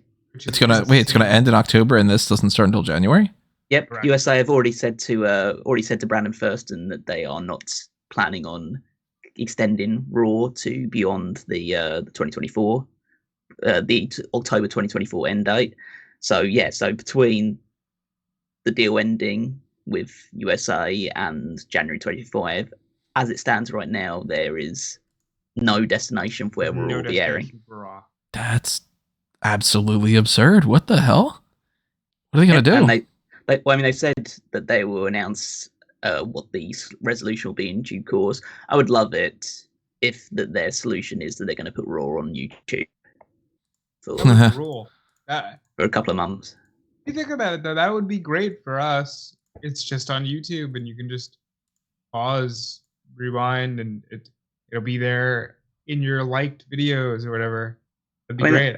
As I said, they might be able to negotiate with Netflix, but there must be a reason why they've specifically said that they're going to in January 2025 when they knew that this deal would be up in. So that must be when Netflix said, okay, that's when you can come on. So there must be, so whether they can sort something out with Netflix to get on earlier than that or not, but there must be a reason why they've specified that date on there. So we don't know when in January yet. We don't know if it's January 1st. We don't know if it's January 31st.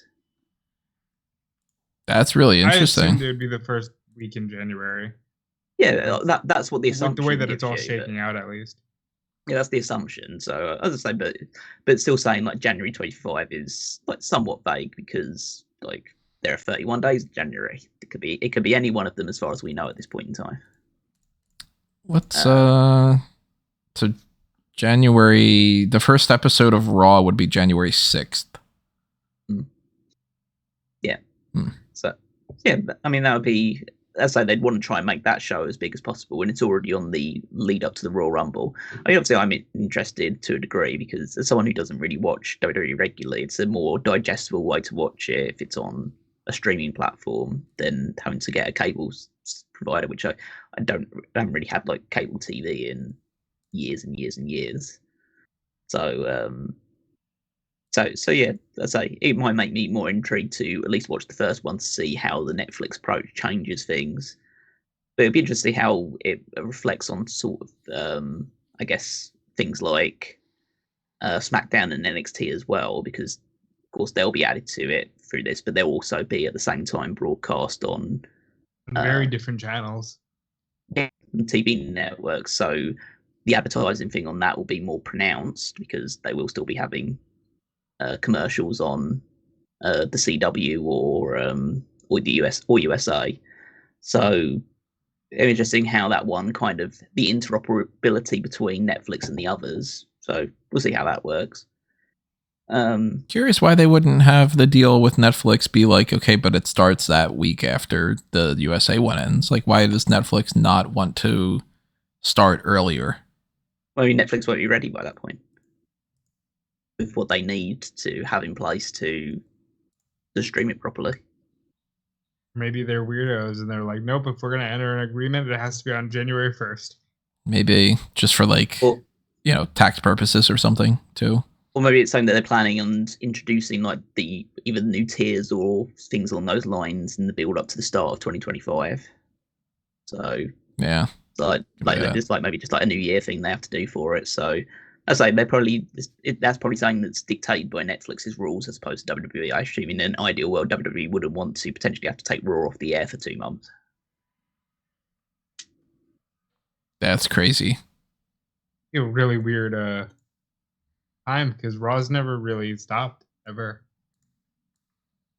Do you think this move makes Raw the A show again? Yeah. Because realistically, like with the Fox thing, like the whole thing was the move to SmackDown being the kind of A show that had Roman on it, and so. But now, so the likelihood is that probably Roman is going back to Raw once this deal happens. They'll try. They could end up pushing Rock and Roman back for that. I think that this might be a catalyst for the brand split to end. Oh yeah, that would be really good because if you don't have cable, you don't get to see Roman, or you don't have, Netflix, and you don't get to see Becky. Like, I can see people being really pissed. Look, I'm gonna be honest. I think the reckoning is coming for these platforms, and a lot of people are pretty much gonna throw their hands up in the air soon and just be like, "No, this is too much." Hey, let's not bullshit here. Tony has admitted to it. Let's all go back to pirating, Like, I fear that this is going to be a move back to piracy for a widespread number of people, and I wouldn't want to see that. But you got to do what you got to do, you know? I mean, there's always a chance that, for instance, if it's on Netflix and stuff, it might be easier. Yeah, we might have that watch party thing on Discord, which is a thing. I don't want to, directly say that it's going to happen, but we'll see about that. But I'm expecting once the Peacock deal is over, that means Netflix gets, a little bump up when it comes to that too. And maybe they renegotiate, maybe not. Maybe it ends up being something weird where Peacock is like, no, I want to keep that going, and Netflix isn't interested in bumping up their deal, and we still end up for some reason having, instead of it's, it sucks now the way that it is, but it's going to be easier and worse in some ways when this transitions. Now we're going to have to go from 2 things on USA, 1 thing on Fox, and everything else on Peacock. And then if you're in, international markets, of course, it's like different depending on where you are at. But then it's going to be like, all right, CW for NXT and USA for SmackDown and Netflix for the Raw stuff, and then Peacock for the pay-per-views. So you're going to have 2 subscriptions and cable to go along with that. That sucks. Actually, it's cable and network and 2 subscriptions. Pop that bubble, man. Just put it all in one. I think it's coming. All right, so let's talk about this one. If you thought that there wasn't enough with the Vince McMahon lawsuit and the allegations and this whole scandal already, and, if you're somebody like TKO that keeps trying to go, can you please stop talking about this, everybody? And can we just ignore it? And can we act like nothing's going on? Well, in the past 2 days, there has been a leak of sorts of text messages, and then there's more reporting about all this and all. I don't think there's any way that we can do it justice to really say like just a full TLDR of this and give it the scope of what's going on. Also, I think if we say certain words, it's just going to end up being one of those things that YouTube's like, I don't want to monetize this or something. But if you do a little bit of research, you'll find more information. Talking general terms, it's absolutely disgusting. Like, as if it wasn't disgusting to begin with, things just keep getting more and more deplorable about what this whole situation is. And yes, you have to say the word allegedly with all of this. These are allegations. There is no, that they did their, trial and he's found guilty or whatever, but more and more damning evidence of really terrible, terrible things that Vince McMahon supposedly did with Janelle Grant is her name. Am I remembering correctly? Yes. That I don't even know where to start with it. Like, there's things that don't matter as much in the grand scheme. Like, oh, it seems like maybe Brock Lesnar might be pulled from the Royal Rumble. And it's like, yeah, in comparison to what this woman potentially went through, doesn't fucking matter if Brock's in the Royal Rumble. And then you get into things like Slim Jim pulled out of the Royal Rumble sponsorship because of all this. I can see why. I don't think you really want people to be snapping into a Slim Jim asking questions about, so is Vince, the type of person who shits on somebody and does this? And, the way that they do it on TikTok is they tend to say like SA and everything. Like, is deplorable is the only word I can really think of other than disgusting and terrible and all those other things. This is just awful. Yeah.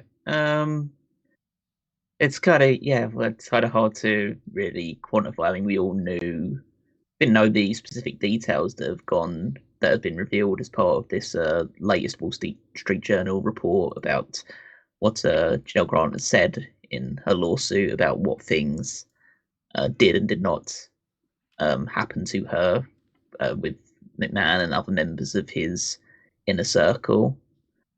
And yeah, I mean, he's been thrown out of the company beforehand. He was voted out of board and then forced his way back into it at the start of the start of this year, not this year, last year. It's quite early this year to force his way back in, so last year, and yeah, got this TKO deal done, and it kind of was all, I would say, like swept under the rug. We all knew it was there, but like things move fast paced, and we're not really in a position to just like constantly have to be thinking about it or do stuff about it. But this has now brought everything a lot more visceral reality to all this stuff. And yeah, if any of these alleged instances are accurate or close to accurate, then it just adds a new level of repugnance and absolute horror to the way this man operates. I think that's where we kind of live now. I think just to cover our backs before we go into a bit more of the actual like details. I think just to state safety reasons, a spokesman for Vince McMahon on January 20th, spokesman for Vince McMahon has given the following statement in response to the accusations brought forward against him.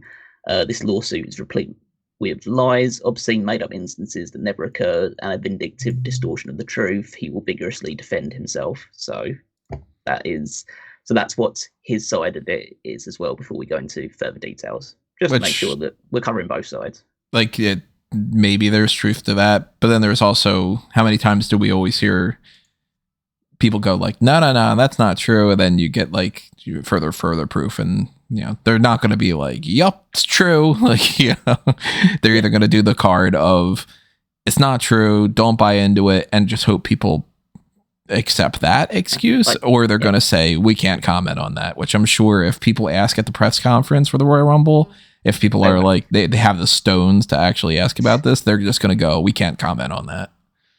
But yes, sir, we totally believe that Mr. Trump never knew that woman. Yeah. Rob, you got the most to lose in this situation. What do you think? Oh, thank you for breaking the ice. Because to say the truth, like I read, because there's the Wall Street Journal report, which I read and then sent to you and said, this is bad, very bad. And then the full court document gets released, and then you read 67 pages of the absolute most depraved, inhumane accusations and allegations that I could have ever imagined. This is really damning accusations. This is scary. If this girl truly went through all of this, she is the bravest individual for coming forward. Even if it was half, even if it was a third, even if it was one instance of this, like, even if it was just the stuff about using her as a deal sweetener for Lesnar in 2021, like that alone is just sick. And a toy to be passed around the office with Laurinaitis and all. Into like all of that, it's sick. It's sickening. I am still sick to my stomach. I've processed this for like 26 hours now.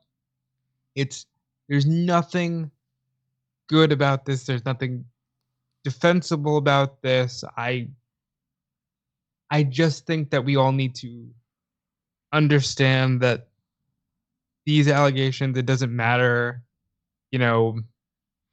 what he created or what.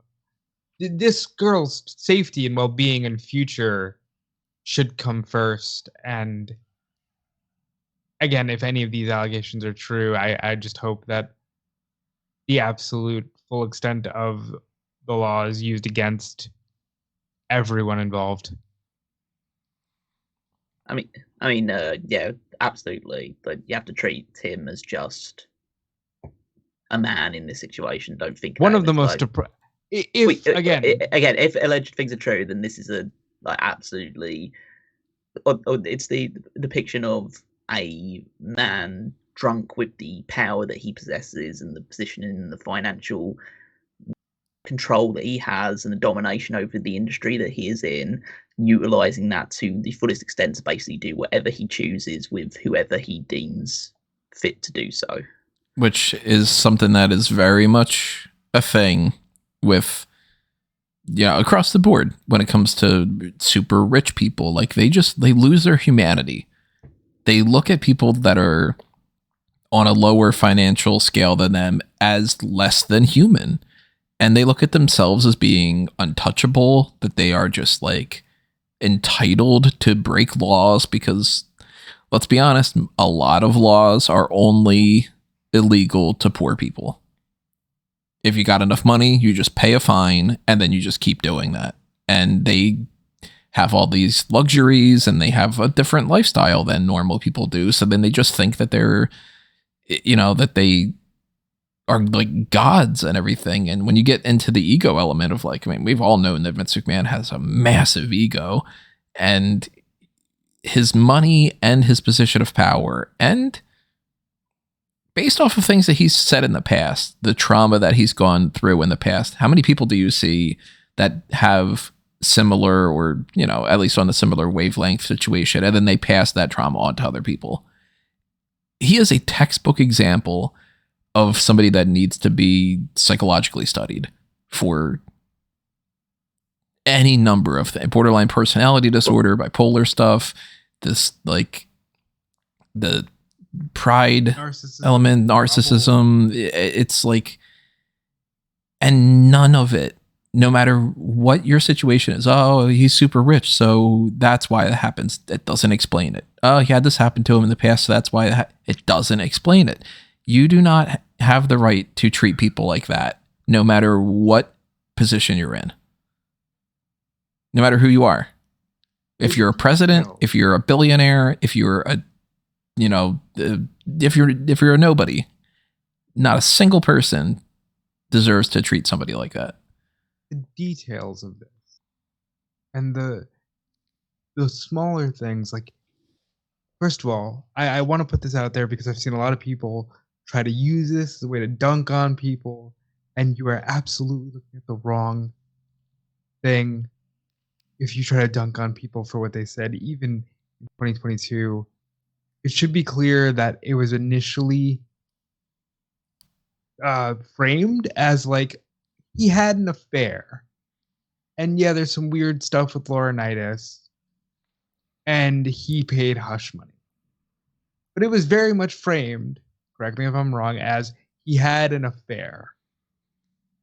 It kind of seemed like this was swept under the rug, as in you don't really know that they're separated, but it's technically an affair, and he paid hush money, and there's like, maybe something's going on with Laurinaitis, but we don't really know what, and we're curious if the hush money was paid through any WWE means where that could be like a business problem.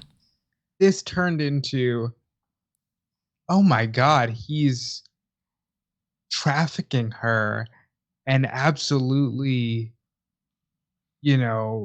obsessed with how much control he has over this young girl who, by the way, was not a WWE employee, was somebody that he met in the complex he was living in, and she needed a job.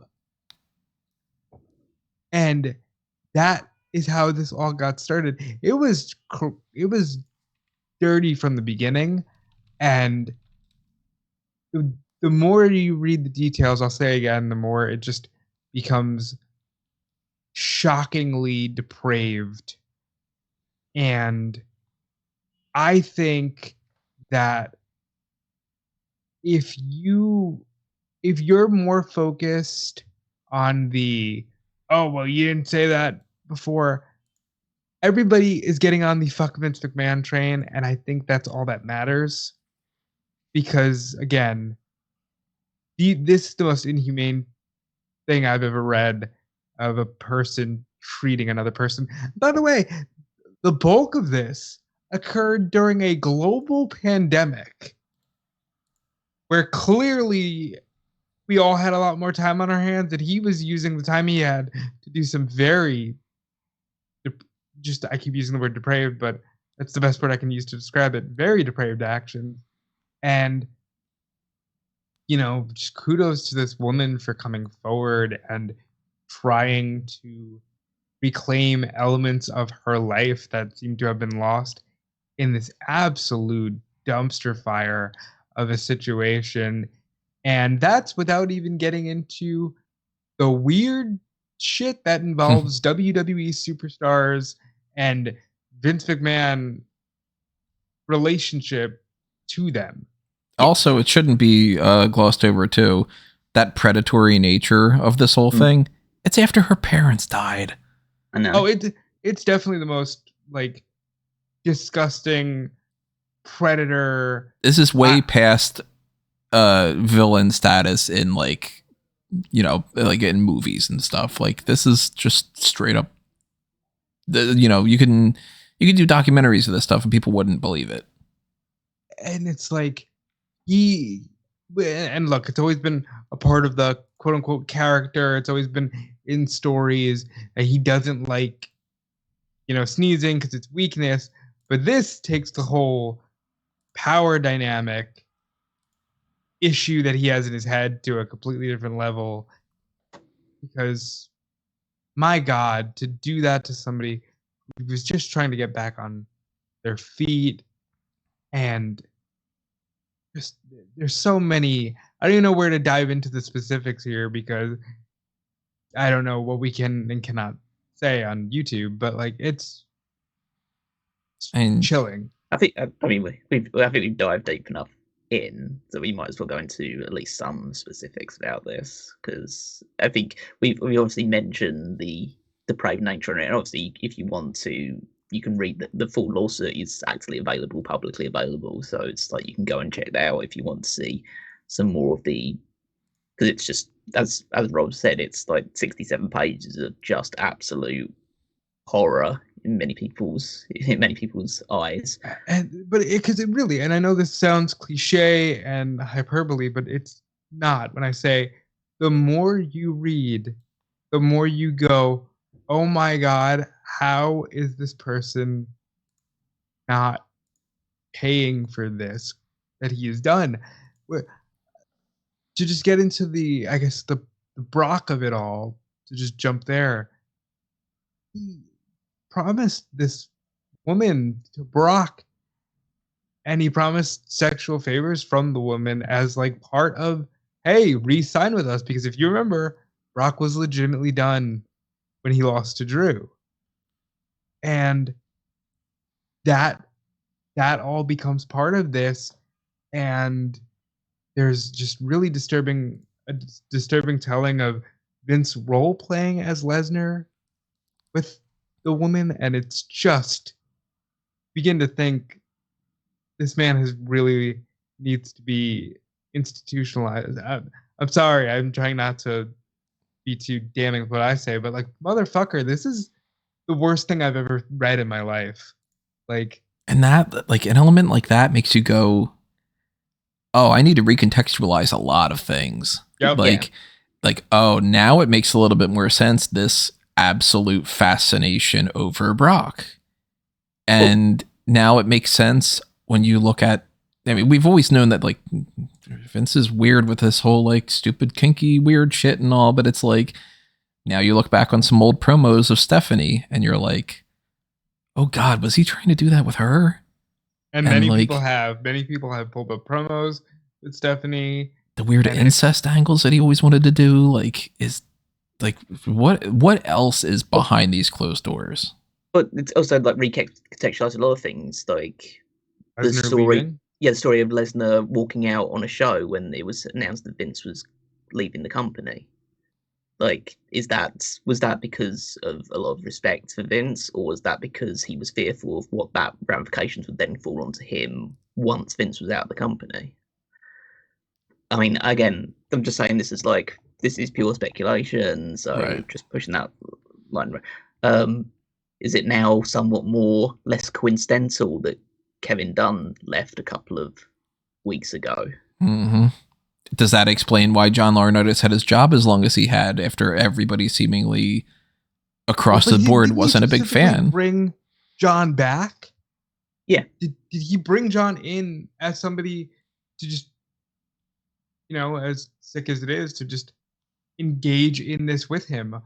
It seems like it's like hiring your frat bro again that got arrested and he needs a job. So you're like, all right, well, we'll put you on the payroll or something. Like it's that type of inside,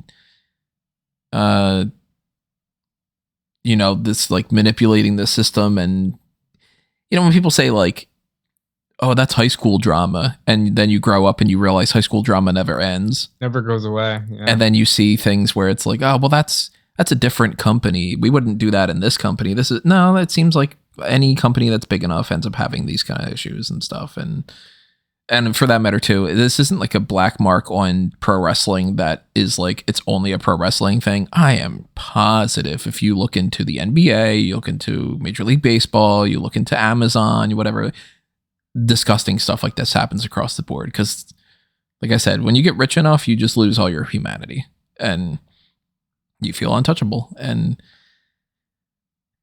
it's kind of scary that he might be untouchable because this little thing on this. I think it's about to get real bad for him. It might be, it might not be, because the thing I read earlier that I wanted to make sure to mention, this little passage in his, the certificate of incorporation. It says, for his spot, Vincent K. McMahon shall serve as the executive chair of the board until the earliest of his death, resignation, or incapacitation. Any vacancy of the executive chair, which if Mr. McMahon is the initial executive chair, shall initially only occur upon the death, resignation, or incapacity of Mr. McMahon, shall be filled by the board by the affirmative role of the majority of the directors. If and I'm not a lawyer and anything, but if I read that correctly and all, it kind of seems like they can't fire him. And that it's like part of his deal is, I am here until I choose to leave. I have I'm in a coma, I'm, in a vegetative state, or I'm dead. Now they can convince him potentially to resign. But it seems like if he wants to stay on board, that he would be like, fuck you. Which all the more reason explains why he would sell the company and sell it in a way that it's like, you cannot fire me. At that point, TKO has to do something to be like, even if they have to do it this way, which of course is not the best course of action, but even if they have to come out and say, we fucked up, we did a deal where we can't fire him, we think his actions are absolutely, disgusting, and we wish that we could fire this motherfucker. Sorry, everybody, we're going to have to last until he's dead. Well, even if they do that, at least it would be, better than them being like, well, can you tune into the Royal Rumble on Saturday? Like, you know what I mean? Where it's just like, take some fucking accountability. You know who you're signing on. Well, I'm gonna not play devil's advocate, let's say, but at least put things into a bit more of a context. As it stands right now, he's not guilty of anything. At least in the eyes of the law, yeah. In the eyes of the law, he's not guilty of anything. This is a lawsuit that he said his spokesman has come out and probably said that he will defend. So he doesn't, or at least he's given the position that he believes that he's innocent of he's being accused of.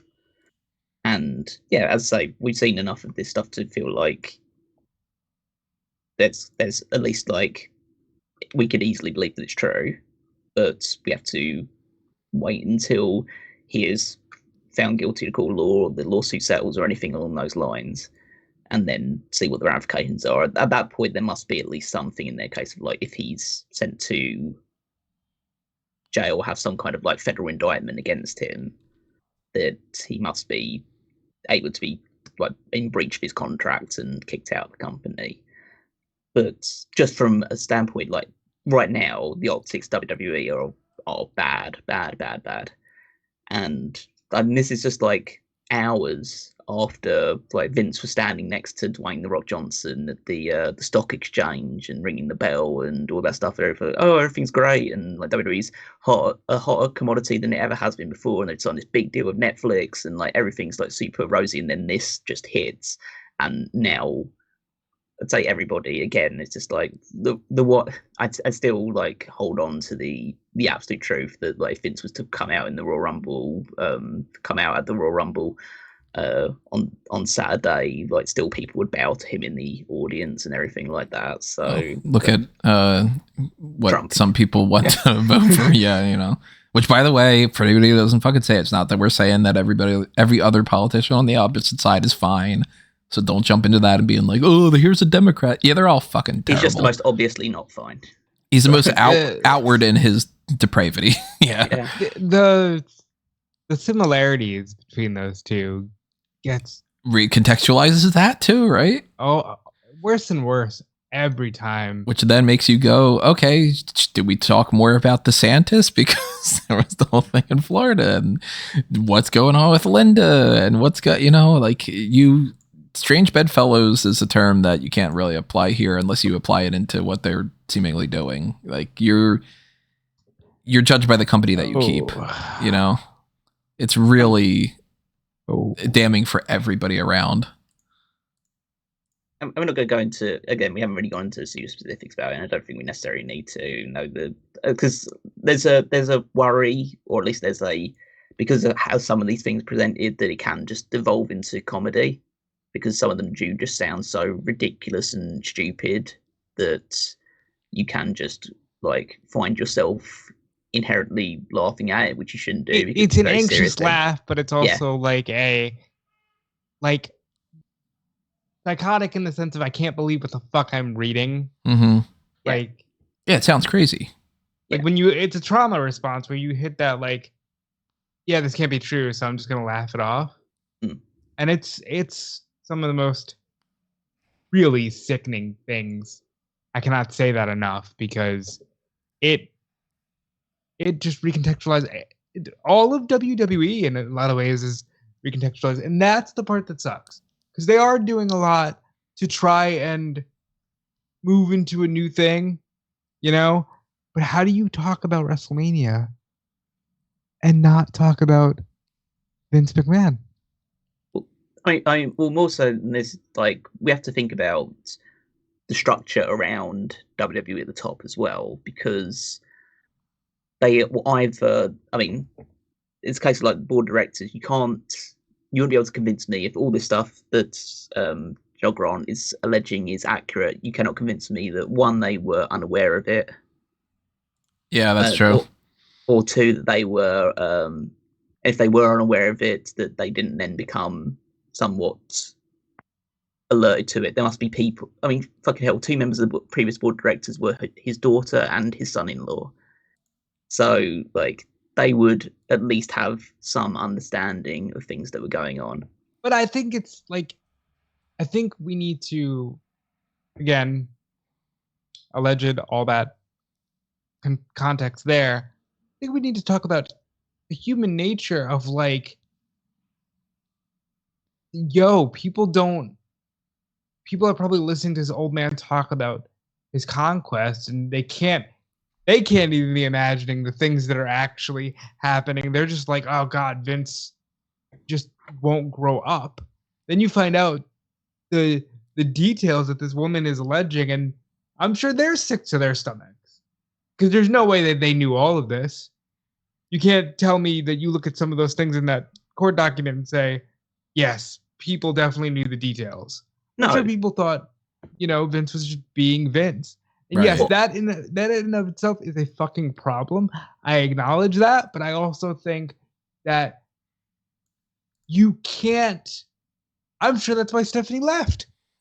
Yeah. Okay, yeah, alleged, whatever. I'm talking of my own opinion, but she hasn't said anything pro Vince since leaving. She hasn't said anything pro Vince. She hasn't said anything WWE related. Yeah. She said, "I'm out." Full stop. Which is very much like that could mean her being like she found out what was going on here and was just like, I have 3 daughters. I disown you, essentially. But I at the same token, I don't want these people to go off without any sort of ownership of this. I mean, fundamentally, like even if they didn't know the specific details, they must have known aspects of this, because Vince was sharing around with people of his inner circle. I mean, that's what again, all this alleged stuff that she said that like he was sharing photos of her and videos and other stuff with people within his inner circle within the company and outside the company, like close friends and stuff like that. You don't think that doesn't get to board directors in any way, or any members of the board directors aren't involved in that? Yeah, it's odd to think that he's doing that and having like he's going up to Kevin Dunn backstage and showing a picture, but then nobody knows what's happening at all, and they're all just like, no, he's just working all the time. Like, you know something's up. What it comes down to this is the fact that he was voted out of the company in the middle of 2022. But the board of directors unanimously voted to kick him out, which included people like Nick Khan and Stephanie McMahon and Triple H and other people on the board as well. And then a lot of those people then unanimously voted for Vince to return to the head of the board of directors prior to the merger with TKO. So, like, they must have had enough suspicions and doubts and worries to choose the course to vote him out, but then decide to vote him back in afterwards. So again, it's not such a complicity into his actions, but it's at least like, why was there so much desire to bring him back when a bombshell like this had the potential to drop? But then also it's on the lines of with Stephanie as well. Apparently she was the one who was like one of the people championing the investigation into Vince's stuff, which Miss Grant alleges that she was never reached out to within this investigation. And I believe in the document, the investigation is described as a sham. Mm-hmm. So it's essentially along the lines of, well, was she and other people involved in the investigation doing their actual due diligence, or were they just saving face and saying they were investigating when they were just,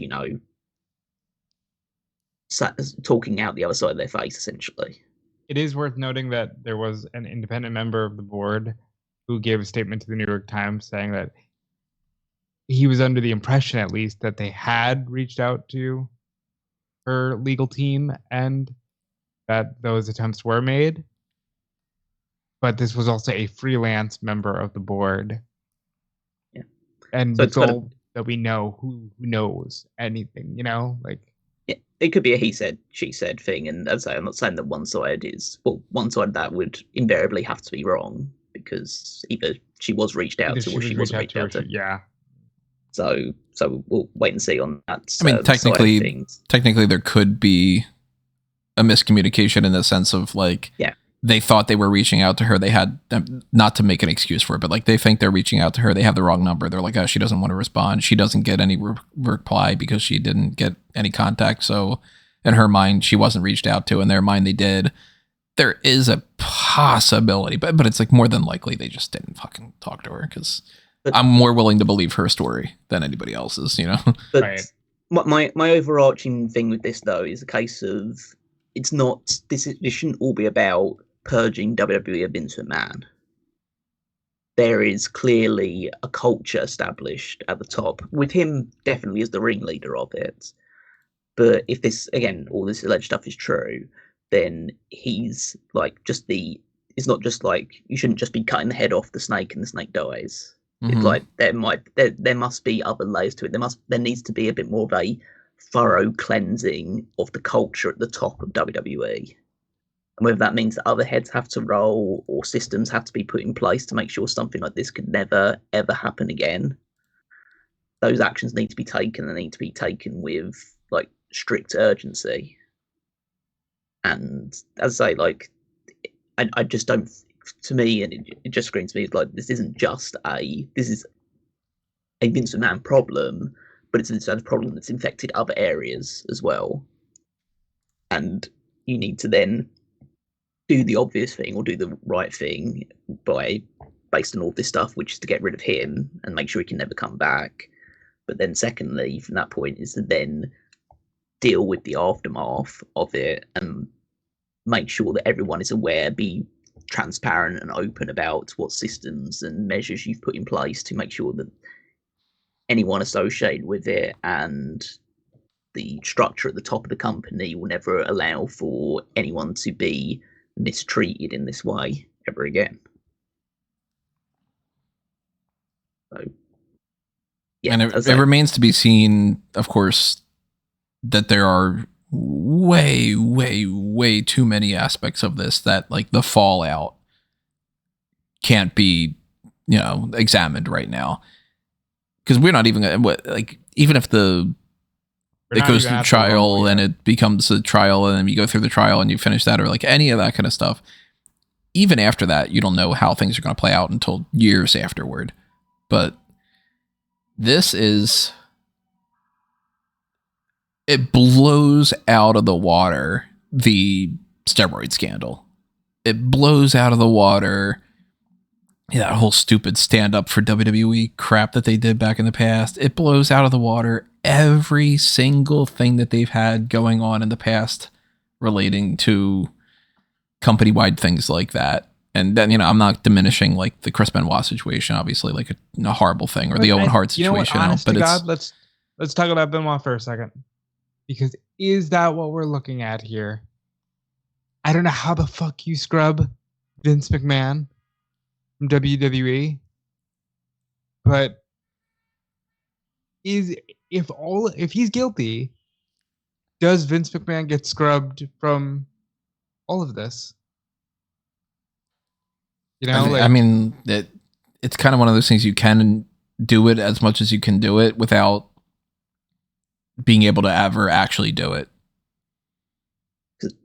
I think realistically they won't, even though it'll be one of those like just asterisks that's put against this stuff, whereas the Benoit stuff, because Benoit's situation is different in the sense that like he killed people, and so like it's a very like cut and dry aspect to it, and even like fundamentally there's so much we already kind of know, or at least like speculate about Vince and the activities that he has and has not had a hand in, whether it's the steroid scandal, whether it's covering up the alleged murder of Nancy Argentino by Jimmy Snuka all those years ago, the death of Owen Hart and the WWE's negligence involved in that.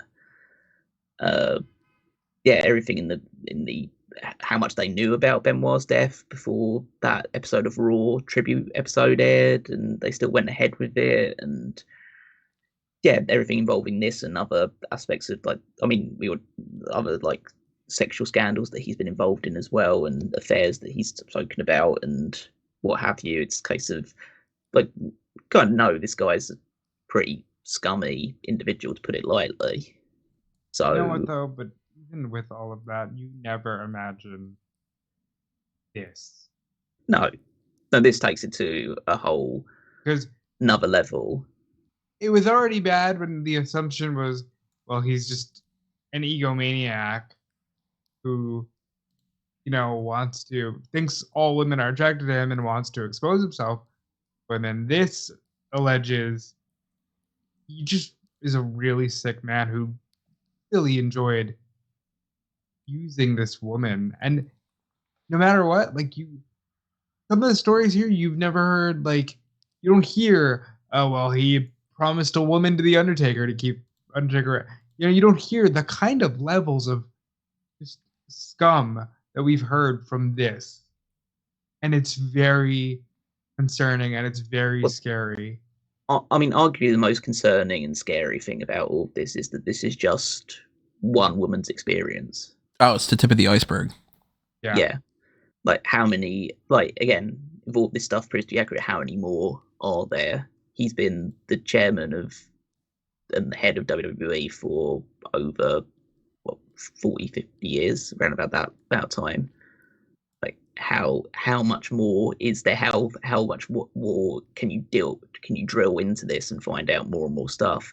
How many people who are currently working in professional wrestling have been involvement in this, or been affected or a victim of this sort of behavior towards him? Because he's clearly a guy who recognizes the power that he wields and uses it, and has used it completely abhorrently or vindictively, especially towards women, it seems. So, like in an industry that's already like historically so male dominated, like and like this happened alleged like 4 or 5 years ago.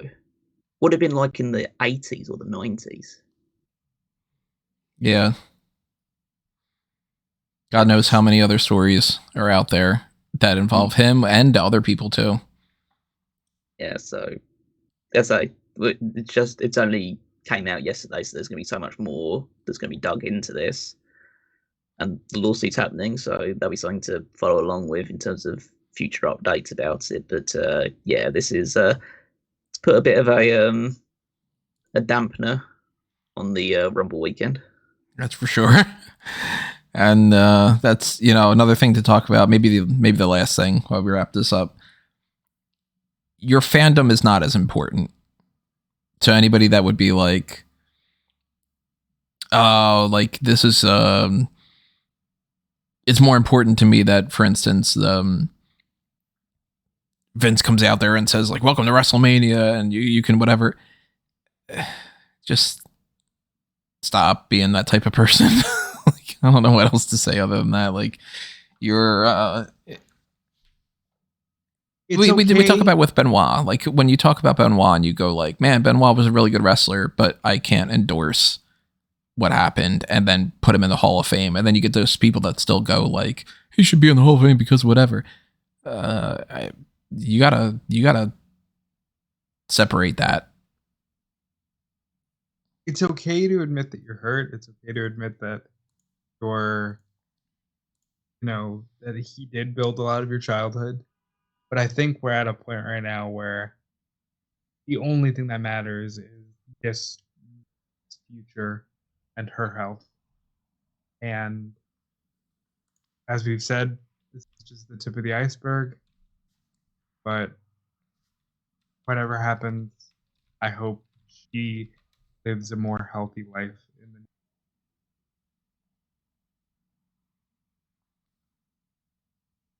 Any other last words you guys can think of for Slim Jim? You can officially say has pulled out of their sponsorships. They were going to sponsor the Rumble. They have now issued a statement saying that due to the allegations, they are pausing their promotional activities with WWE right now. And one must wonder, is it just Slim Jim, or will there be more? Yeah, because that'll be the thing that, one of the main things they'll make WWE act is if it starts to impact their bank balances. Mm-hmm. For the most profitable time of the year. So yeah, hopefully others do follow suit off the back of this, even if it would be just like a temporary thing based on just what's come out allegedly. I think that people should try and take an immediate stand against it. And it's also hard as well because I don't want this to fall back on WWE's the wrestlers and the performers in WWE, because they don't have any say in this. Yeah. But it's just an issue of like the fact that like if essentially your figurehead of your company is the perpetrator of all of these actions, then you can't you invariably you want them to be ramifications on them, and unfortunately if that's the case there also has to be ramifications on the company that they run as well, and that means it's going to affect a lot of blameless people in the process. That's, yeah, as I say, I'm not saying people don't tune into the Royal Rumble because of this or boycott the Royal Rumble because of this. I mean, if you want to, then you're more than welcome to do so. Like, that's like, that could be a way, let's say, your actions are your actions for it, but I'm not saying that people are wrong if they tune into the Royal Rumble. We're still going to watch the Royal Rumble. We're still going to, try and enjoy it if it's a good show. But yeah, as I say, it's a very delicate situation, all things considered. Awful situation, even without factoring in the timing of like you just did this whole, hey, The Rock's on the board and they got WrestleMania and this Netflix thing. And it's like, yeah, but motherfuckers. And credit to the people that leaked that stuff out and whatever. If this is true and all, that they, to spite WWE beyond, like, you don't get to do this. You don't get to act like everything's super great. We got this lawsuit going on, motherfuckers. And here's more, you can't sweep us under the rug type of action. It's going to make the press conference more interesting. That's for sure. To see how people respond to this and if anybody has the stones to ask any questions. And no, there's no way the question doesn't get asked at this point.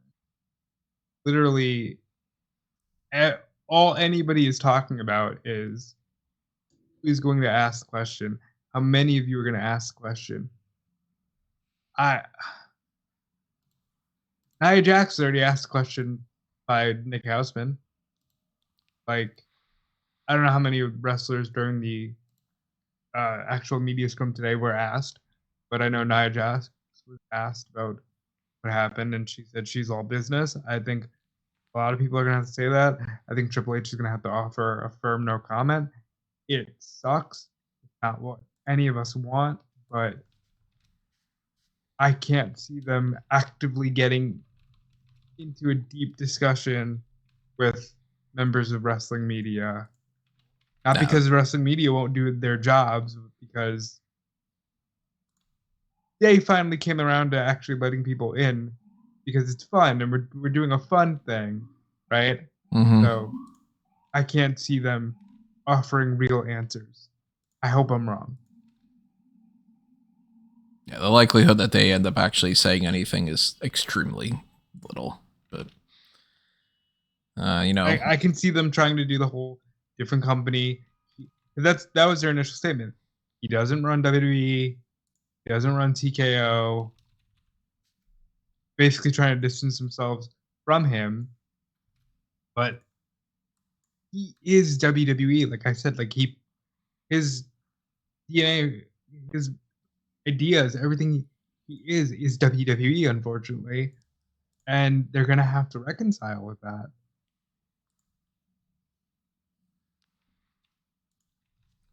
Crazy times. And, obviously future editions of the hot tags, if new things come out, we'll talk about them then. Whatever the fallout at the Royal Rumble specifically is going to be, if Brock isn't in there or if this changes up some other plans or what gets talked about at the press conference or anything across the board. I mean, this is huge. We'll talk about that potentially a little bit tomorrow. Because remember, everybody, we are going to be having our pay-per-view point post-show immediately following the Royal Rumble, where you'll be able to interact with us live. You'll be able to see our reactions, see how tired we look, and everything else. So keep in mind, despite the horrible stuff like that, there is some potential for some fun this weekend from a pro wrestling fan's perspective. And we hope that we're going to be having fun with you. We hope you take advantage of the predictions contest and that you sign up for that Discord that I mentioned before. Yeah, make sure that you are setting up everything when it comes to the Linktree stuff. Go to amangotree.com. You'll see links to Fanboys Anonymous content, Smart Got Moment content, my personal stuff at Tony Mango. You'll be able to follow along with everything that you possibly can through like Facebook and Twitter for Smart Got Moment and all.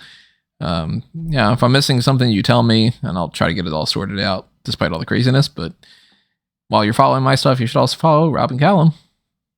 Yep, follow me everywhere at Dude Police. Check out Fightful.com. Fightful does have boots on the ground. I know that Sean will not be at the post-show press conference, but we may have some other representation there. Regardless, Fightful.com will keep everyone up to date. And check out what Callum has going on. So you can find me on Twitter at Wigmeister14. You can check out the Power Rankings this Saturday on smarkmmo.com.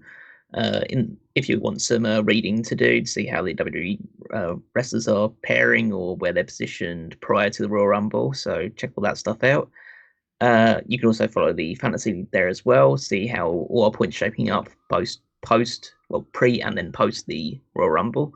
There'll definitely be some significant points changes after the Rumble, because the likelihood is the two of the people we have listed on our fantasy teams will win the Royal Rumble, and we'll pick up a hefty number of points as a result for it. So make sure you stay tuned to that at over on smarkcommand.com, or you can find it directly at like wwefantasyleague.com. And yeah, just follow along with all that stuff. Alrighty, everybody. Well, that is, of course, this episode of the Hot Tags, but plenty more coming your way from the Royal Rumble stuff tomorrow. Next round of Hot Tags next week is going to be accompanied by a main event that is most likely going to be NXT Vengeance Day predictions, but maybe we do something else in the meantime. I don't know. Maybe we even get into the Darkcast around that time frame or so, but stay tuned, subscribe, make sure you're following us on whatever platforms that you follow outside of YouTube, if that's the case. Leave your comments below, hit that like button if you enjoyed this, and we will see you tomorrow with the pay-per-view point post-show for Royal Rumble. But adios for now, everybody. This has been another Smark Out moment, and we are being counted out.